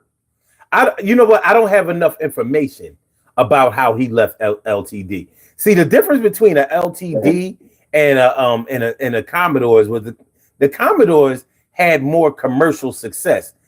LTD was more of a black group. You know what I mean? It's not even a diss. But when you talk about LTD, when you mention the group LTD to people outside of R&B and soul music, they don't know who the fuck you talking about. Like LTD doesn't have one hit that's even near crossover. Now they songs was great. I'm not taking anything away from their artistry, but they didn't. The Commodores had records that white people would play and that white people would know. LTD not so much. All right, well, commercially successful. Or should what about her? She left Rufus. Well, it was called Rufus. Yeah, it was called Rufus and Shaka Khan. It was called Rufus and Shaka Khan. You know what I'm saying? So, but I hate that. They never should have done that because I feel like she was part of Rufus, especially when that first album came out with Tell Me Something Good. Like that was Rufus, man. yeah, it was. I think she came and changed the trajectory and changed the soul of the group. But it was his group. It was like Cool in the Gang. We thought JT was cool, but he wasn't. You know what I mean? Cool was the bass player. Mm-hmm. So there was no reason to change the name of the group. But he did put her out Front Street. He didn't have to, he could have kept it. It didn't used to be called Rufus and Shaka Khan or featuring Shaka Khan. It used to just be called Rufus. Yeah. So he gave us some light, but Shaka Khan was going to leave anyway.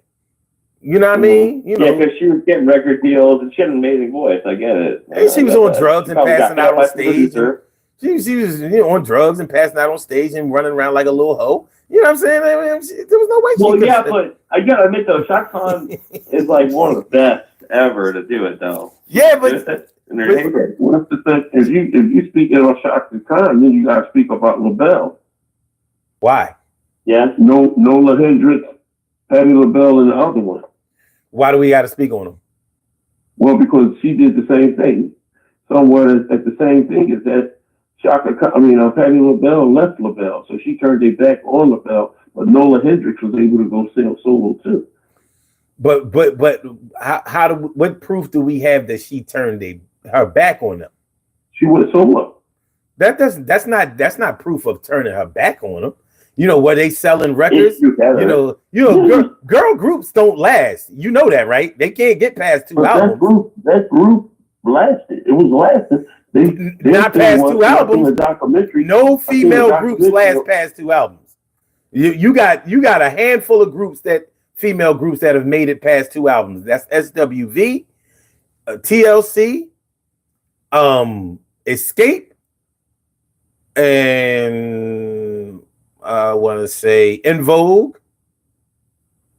And In Vogue didn't do it with all the members.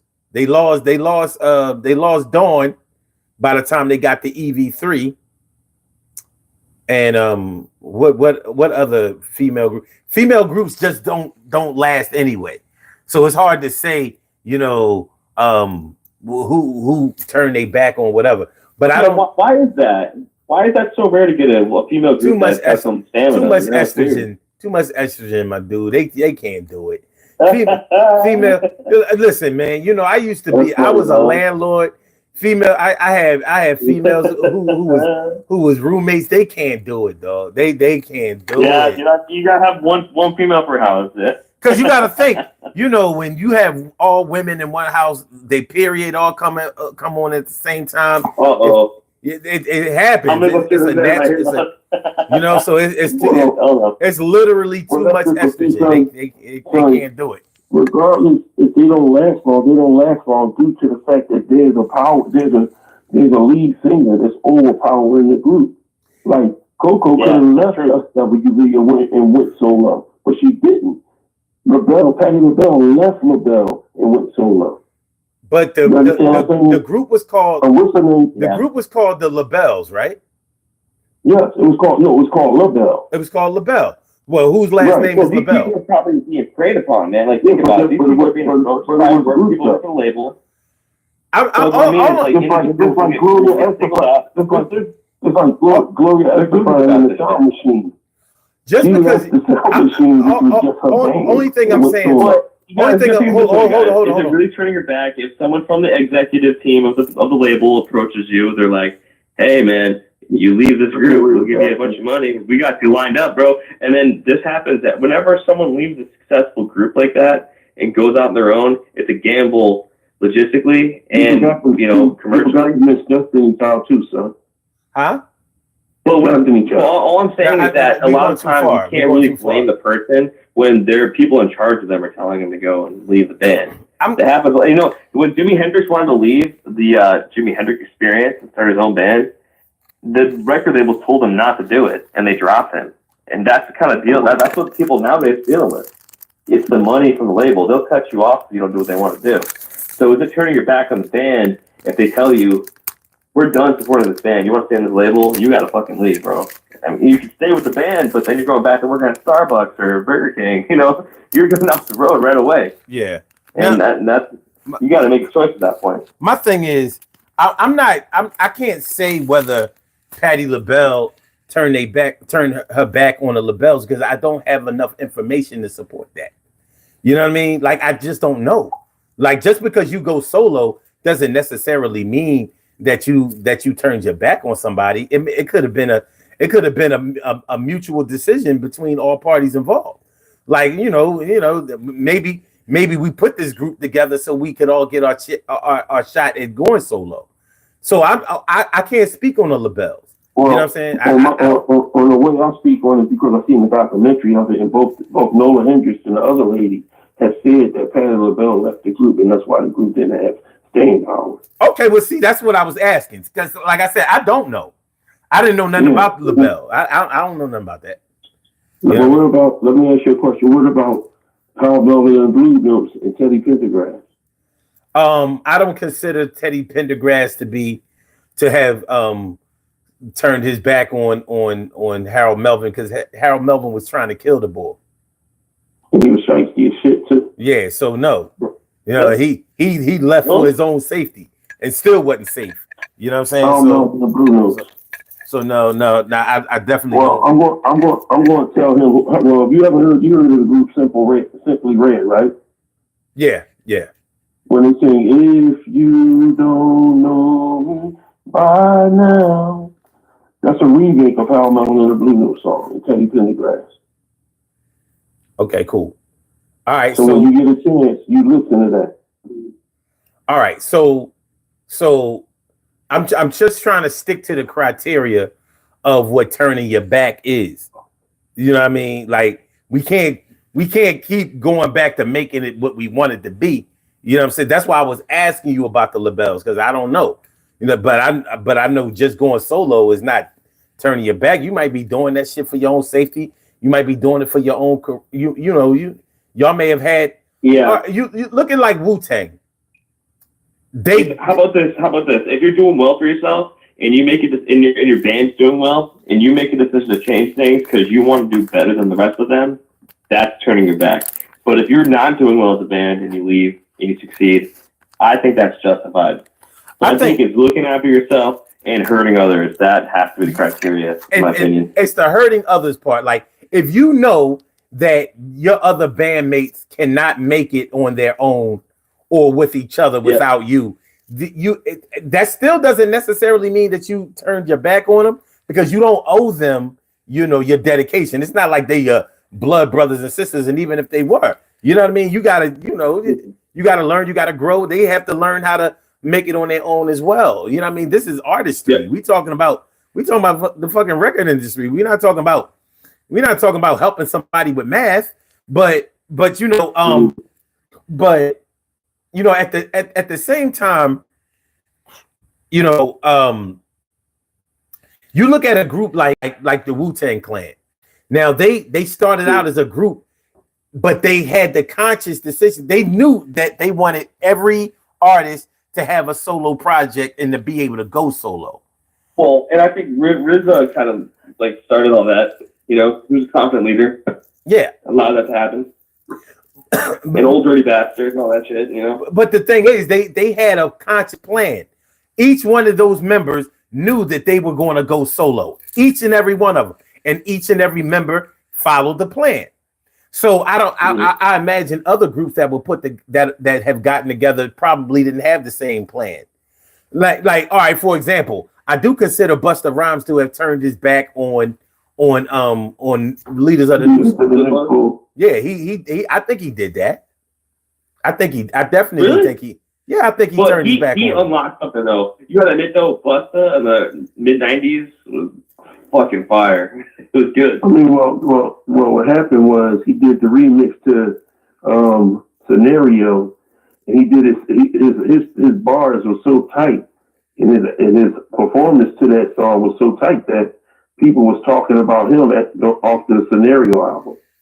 And that was exactly. When you're so good, when you're that good, and the other people holding you back, is it turning your back on them, or is it you're just destined to do more? Yeah. Like he couldn't stay there. He had Busta made the big songs of his career after he made that decision. He went solo, and the dude became one of the big like top 10 rappers in the world at that point. You know. So wait, we have your back, or is that cementing your legacy? We have, Well, I mean, even still, it's like this. My thing is this: if you're in a group, like what made Ralph Tresvant not leave New Edition at the time to make his solo album because he was showing loyalty. And the only reason why he was so pissed off that he leave at the time is because Bobby Brown, when he got kicked out the group, he went out there and kicked ass. But Bobby Brown's first solo album didn't go platinum. It didn't go. It might have went gold, but it didn't go platinum. I need a girlfriend. Don't be cool with platinum. Yeah. Platinum maybe 4 or 5 times if you look at Don't Be Cruel. Let me ask y'all something. Real quick. Yeah. If you in a relationship, right, and you somebody wants to be with you, but you don't want to be with them. Now y'all are together, but your love for them has waned. You know, you just don't. Yeah. Your needs and your feelings have changed. If you break up with them or make your exit, have you turned your back on them? That's a good question.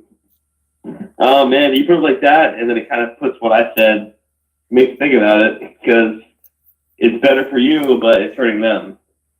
And then you put it like that, it is turning your back on them.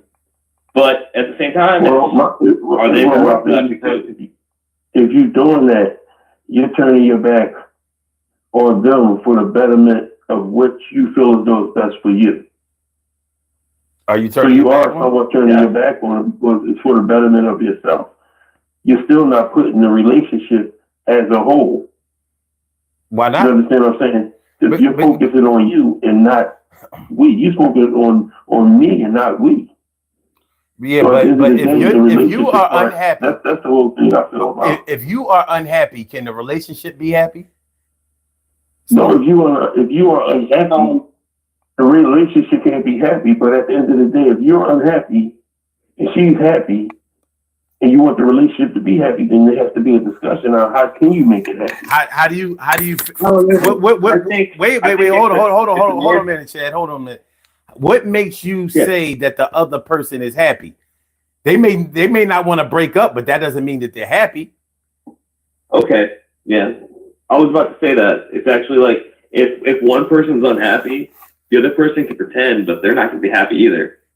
Yeah. So if they want to stay with you, they could be wrong. Some people they want to stay with you, but that's the wrong thing to think. Yeah, you can be in love and be unhappy at the same motherfucking time. You know what I'm saying? Yeah. And a lot of people are.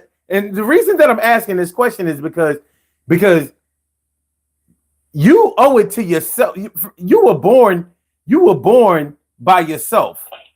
You got into a relationship to be happy. So if you stay in a relationship because somebody else wants to stay in a relationship, even though they're not really happy, and you're even more unhappy, you're not turning your back on them because you break up. You're actually doing what a grown-up should do. Like, well, listen, I'm not turning your back on you as far as caring about you. I would even help you out in some instances or whatever. But romantically, I gotta go because I'm going to make you even more unhappy because I'm unhappy. I'm going to make you more uncomfortable because I'm uncomfortable. I'm going to make the situation worse because I'm not in a good space. So I'm not turning my back on you. I'm breaking up with you. It happens every day. But it's tough though, son, because I feel like, especially as a young man, you could be making these decisions in vain. Like you could be like feeling you think you're in the right, you're happy. You break up with a girl and you're like, man, 5 years later, you're like, we could have worked it out. It's tough to say in the moment if it's justified or not. Yeah, you know what you're saying. Like I've had situations where it's like, I shouldn't left the relationship. But I've also been in situations where I got back together with someone because it's like we made a mistake, we should have broken up. You know what I mean? Wait. So hold on. Let me One thing about it. Whoa. Hold on, Troy. Hold on. Hold on, Chad. So wait, you broke up with a chick before and got back with her, and it was good the second time?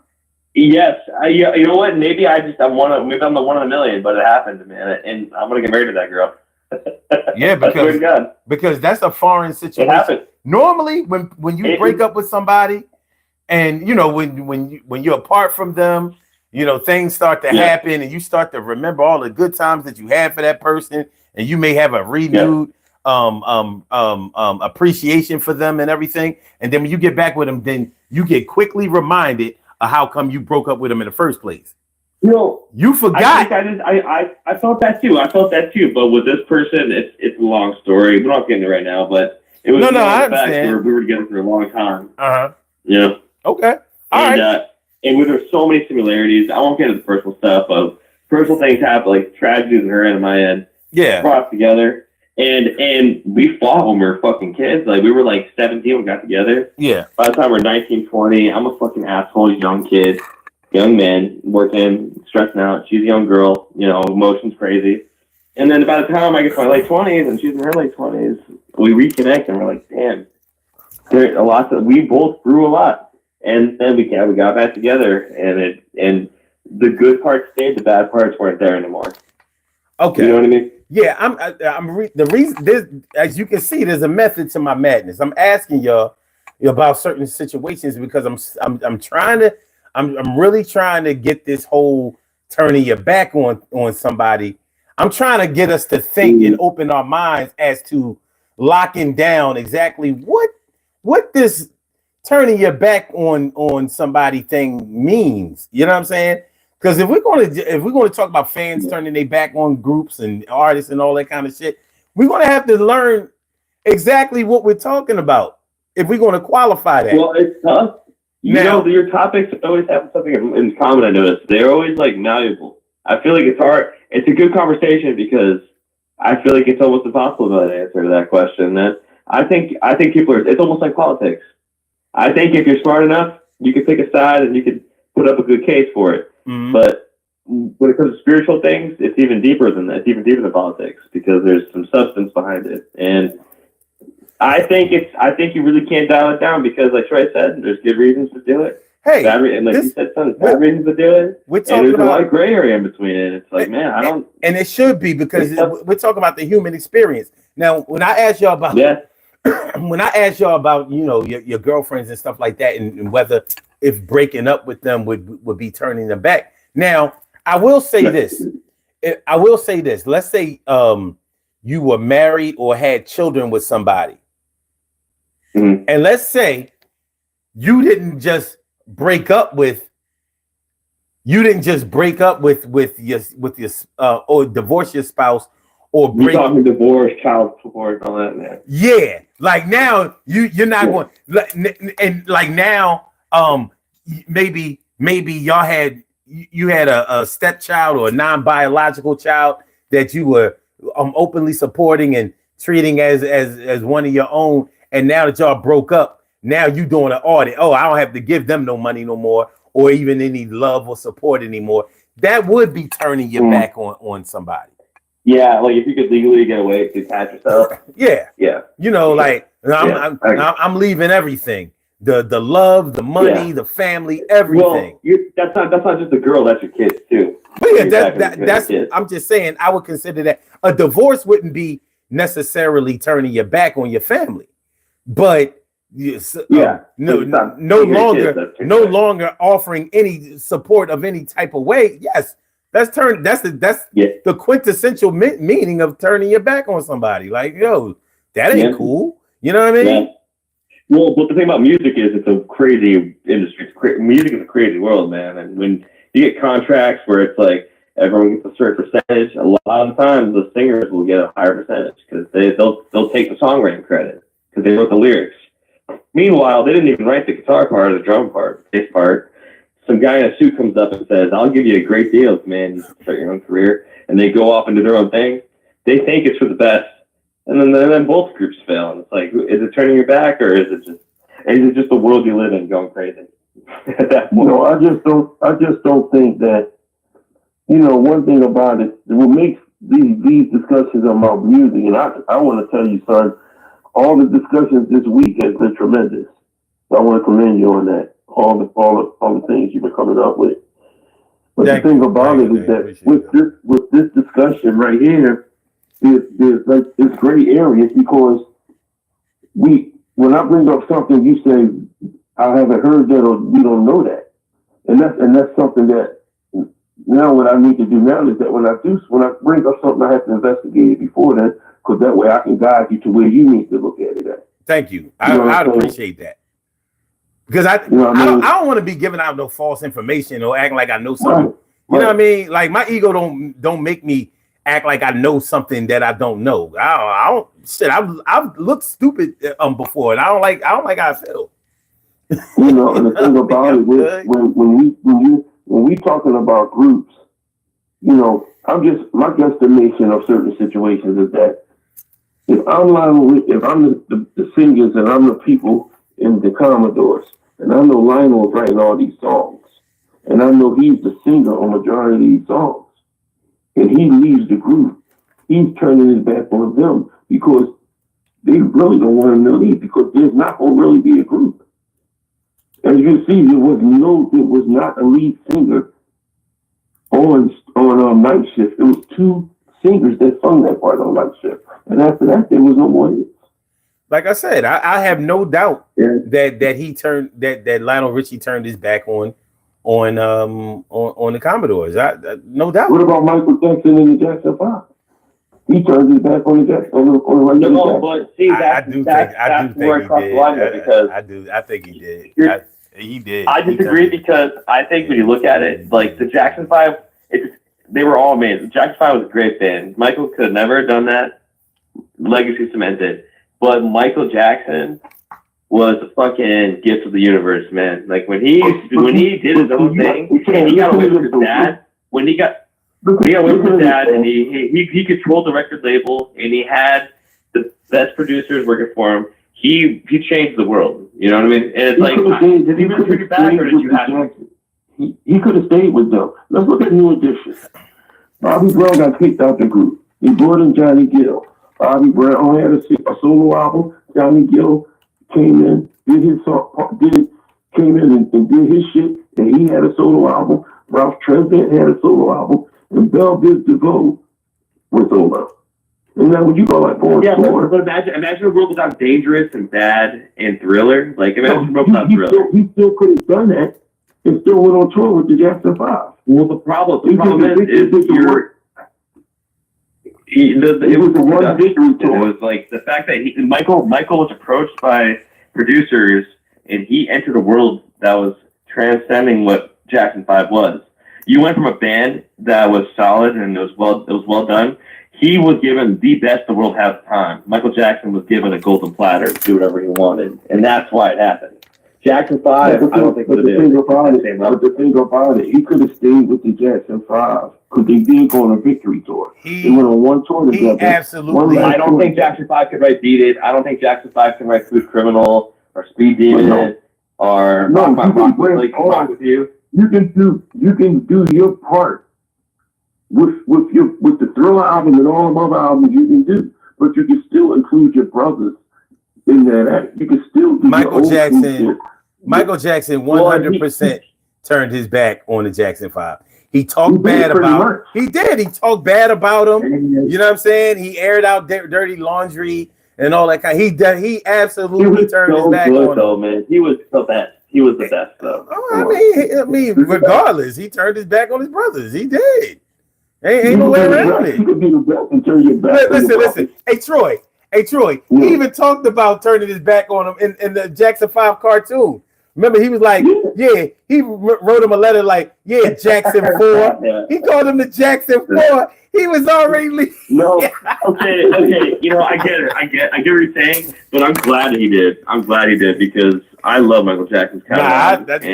Wait, hold on. So hold on. You mean to tell me? Hold it, because I've had this debate before. Y'all about to make me mad. You mean to tell me that Michael Jackson's solo records were better than the Jackson 5's records? Yeah. I'd say that. Bro, Invincible, Dangerous, Bad. The Thriller album. Hold the fuck up. The Thriller album. Name the hold on. Name the great songs on the Thriller album. Billie Jean, Beat It, and Thriller, and Pretty Young Thing. First of all, Thriller is not a great song. It's a great video. It's not a great song. That song is ass. That's number one. Okay, you know, I'll give you that one. I will give you that. That's overplayed garbage. But Beat It has Eddie Van Halen on guitar solo. So it's great. Okay, great song. I would say Beat It. I would say Beat It is a good song. But Beat It up against... Wait. Is Beat It a better song than ABC? Okay, I like Jackson 5 a lot. So I hear what you're saying. Is Beat It a better song than ABC? It's not the quality, it's the quantity. No. We talking about quality. Is Beat It a better song than ABC? No, ABC is more legendary. Is Billie Jean better than I'll Be There? It's better than I Want You Back. I'd say I'll Be There. I can tell you one thing. I think Lady in My Life is better than I'll Be There. The fuck it ain't. You crazy. So, that's just my opinion. Okay, all right. Rock My World. What about Speed Demon or the song Bad or the song The Way You Make Me Feel? The Way You Make Me Feel is a fucking masterpiece. That shit was garbage. That crushes. That shit was ass. That shit, yo, No, Jackson. See, here's my thing. Michael Jackson shit is ass. I'm gonna tell y'all. I'm gonna tell y'all why I say this shit. Michael Jackson sung a bunch of pop crossover shit. Jackson 5 sung straight, soulful, memorable, lyrical shit, deep shit. Michael Jackson played around with a lot of bullshit. Michael Jackson hits were all about star quality. You play Jackson 5 songs, you don't have to see them perform. You listen to this shit like this is some dope music right here. It was about the music with the Jackson 5. It was about the artist with Michael Jackson. The fuck out of here. The Way You Make Me Feel. He had a disco album called Rock With You, and every song on that album was fucking tight, bro. I can't help it. I think the Off the Wall album was way better than Thriller. Way better. Off the Wall. Not Rock With You. Yeah, Off the Wall. Yeah. Let me ask you a question. Was Shaka Khan Gotta Be There better than Michael Jackson and Jackson 5 Gotta Be There? No. My opinion it was. It was good. But I don't think it was. I don't think it was better. Okay, they're both all right. They're both okay. Fucking good. All right. I would agree with that. I would definitely agree with that. I think both versions were good. But you know what I mean, but Shaka, like the harmonizer at the end of Shaka Khan. Shaka Khan screamed through that record. The Jackson 5 didn't. What about Michael Jackson, Ain't No Sunshine, or Bill Withers, Ain't No Sunshine? I'm sorry, sir. What did you say?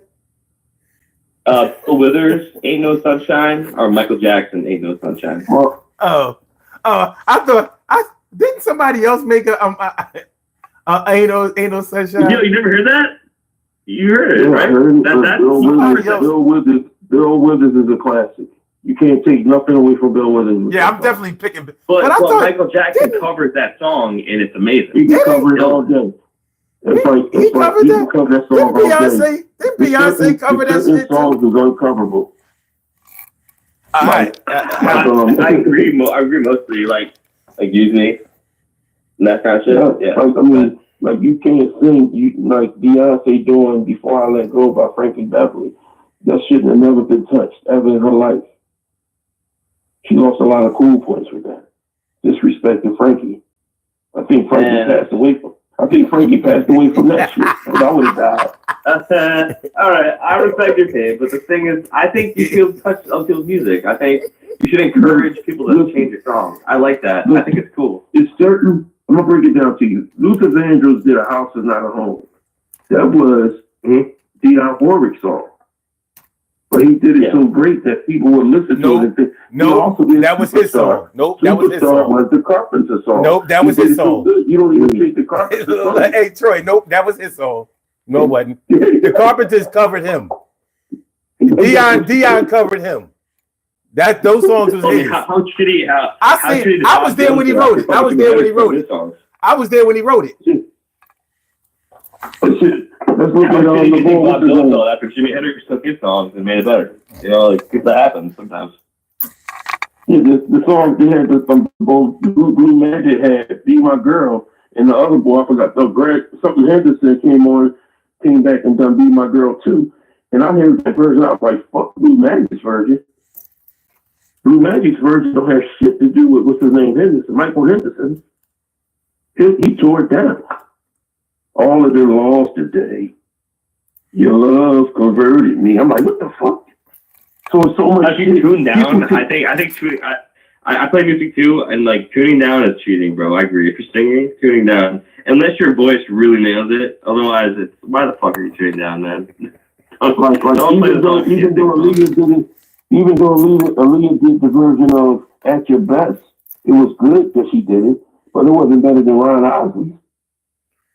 It was good at the time. It was good at the time. If you can't sing a song and do it justice, I agree with you on that. Don't touch this. Can't do it justice. You know damn well Michael Jackson can sing any fucking note you throw at him. That man can hit the note. Mike, certain songs that you just can't touch.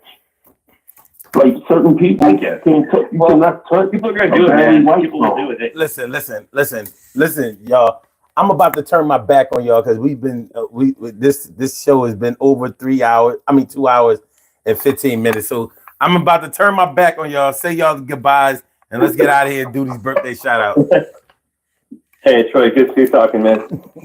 Yeah, man. Yo, it's always a pleasure. Talking, bro. It's always a pleasure. Why you turning your back on the group, man? We're having fun, man. This is about money. This is about money. I'm not splitting this shit 3 ways. All right, Nobody coming to see you. Oh yeah. Damn. All right, man. I'll let y'all later. I'll call back soon, man. All right, that's what's up. Good night. All right. Later. And Kim, I see that shit you wrote. Talking about did he turn his back on his brothers or his family, or did he escape his family or Joe?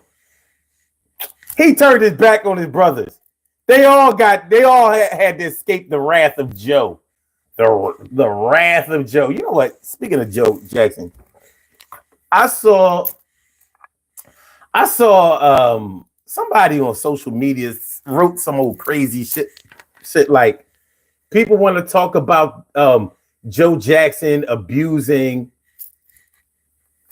his kids or whatever, and some other abusive father in the industry or whatever.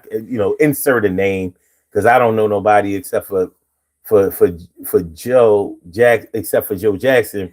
But they were saying, did he abuse his kids or did he discipline them for future success?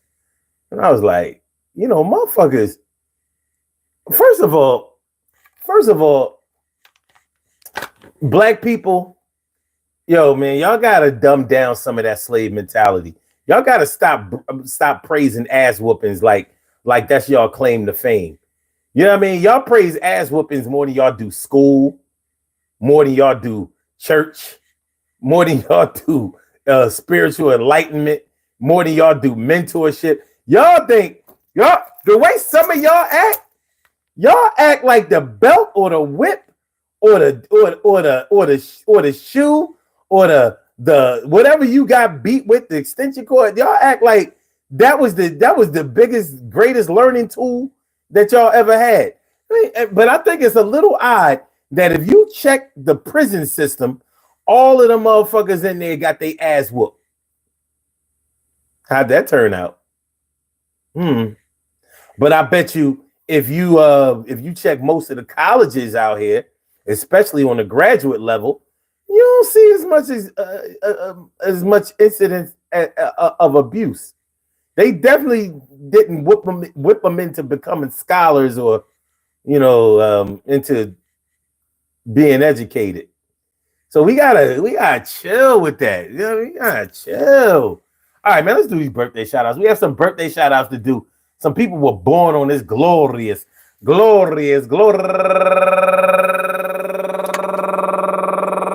audience.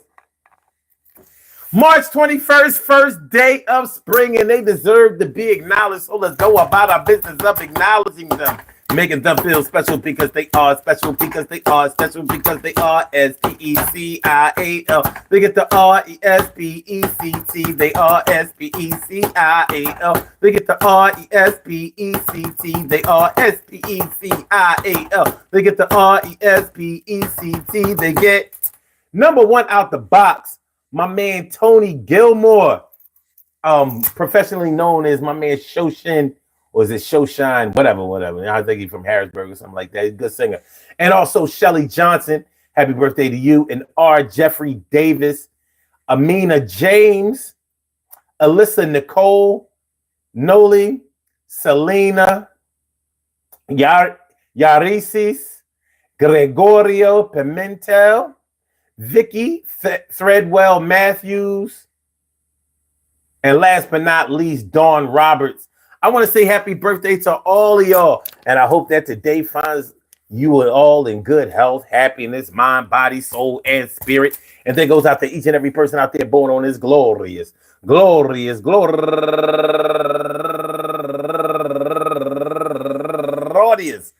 March 21st, anywhere out there in the world, worldwide, internationally, and universally. All of y'all go ahead and turn up.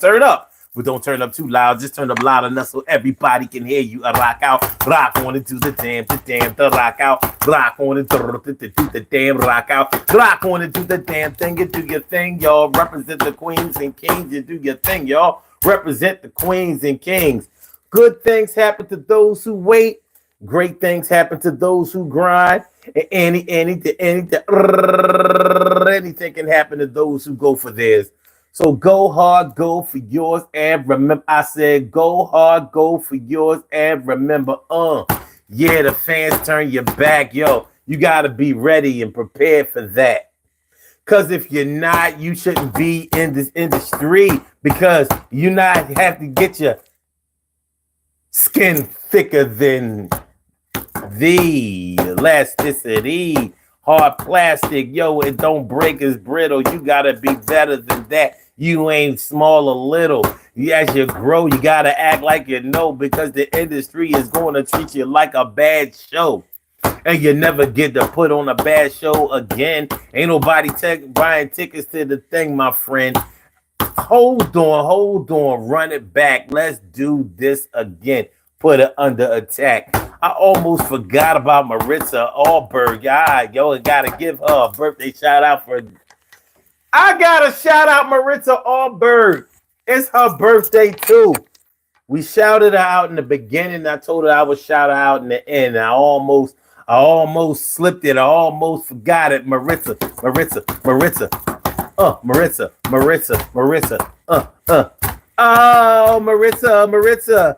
Oh, Maritza, girl. Oh, Maritza. Thanks for coming through. Thanks for being in the world. Back to the subject at hand. If you don't understand that they might turn their backs on you and your band, you got to get your business straight. The word business is longer than show. Act like you know before your car gets a tow on some repossession shit. You know, it gets bad. You're going to get mad because you ain't making the same money that you had when everything was going to go platinum and shit is kind of bad. Your tires are going platinum. Yeah, that's a triple entendre, but everything is going to be in front of you instead of behind you. I remember when life was great. Now you feeling like you can't even afford a date. We was eating at the Four Seasons, yakking it up. Yeah, having fun. What's up? Everything was all good. I was throwing stacks. Now I'm pouring in the motherfucker. That's where it's at. I'm feeling like I'm a farmer from out the Midwest. And Elon Musk is fucking up my shit and treasure chest. What am I going to do now? Yeah, Social Security is down. Trying to make me quit my job. Early retirement. No entitlements. All right, that's a different subject, but I can't get it out of my head because it's at my neck. 54 years old, about to be 55. My man turned 55 on the 13th. He still survives. Thank God for that. Look to the sky and ask myself, what the hell is going on right now? Is it all a lie? Finding out the truth sometimes don't involve the actual facts. And we're trying to make sure I don't break backs, break necks, break spirits. Hey, I'm trying to kick the lyrics that you really like when you hear it. Gotta go into the next dimension. And I got things that's happening right now that I don't want to mention. It reminds me of detention. In 5th grade, I had to get my shit together. Or face the blade. I should have said the strap. What's the hats? I wasn't really trying to fuck with all that. I want to thank each and every one of y'all for coming through every Friday night from Monday to Sunday is how we do. So I see y'all tomorrow at 1. And we going to do this shit, Urban Therapy with Son. And it will be the Urban Therapy with Son show tomorrow. Let me see if I know what we're going to be talking about tomorrow. Let me see.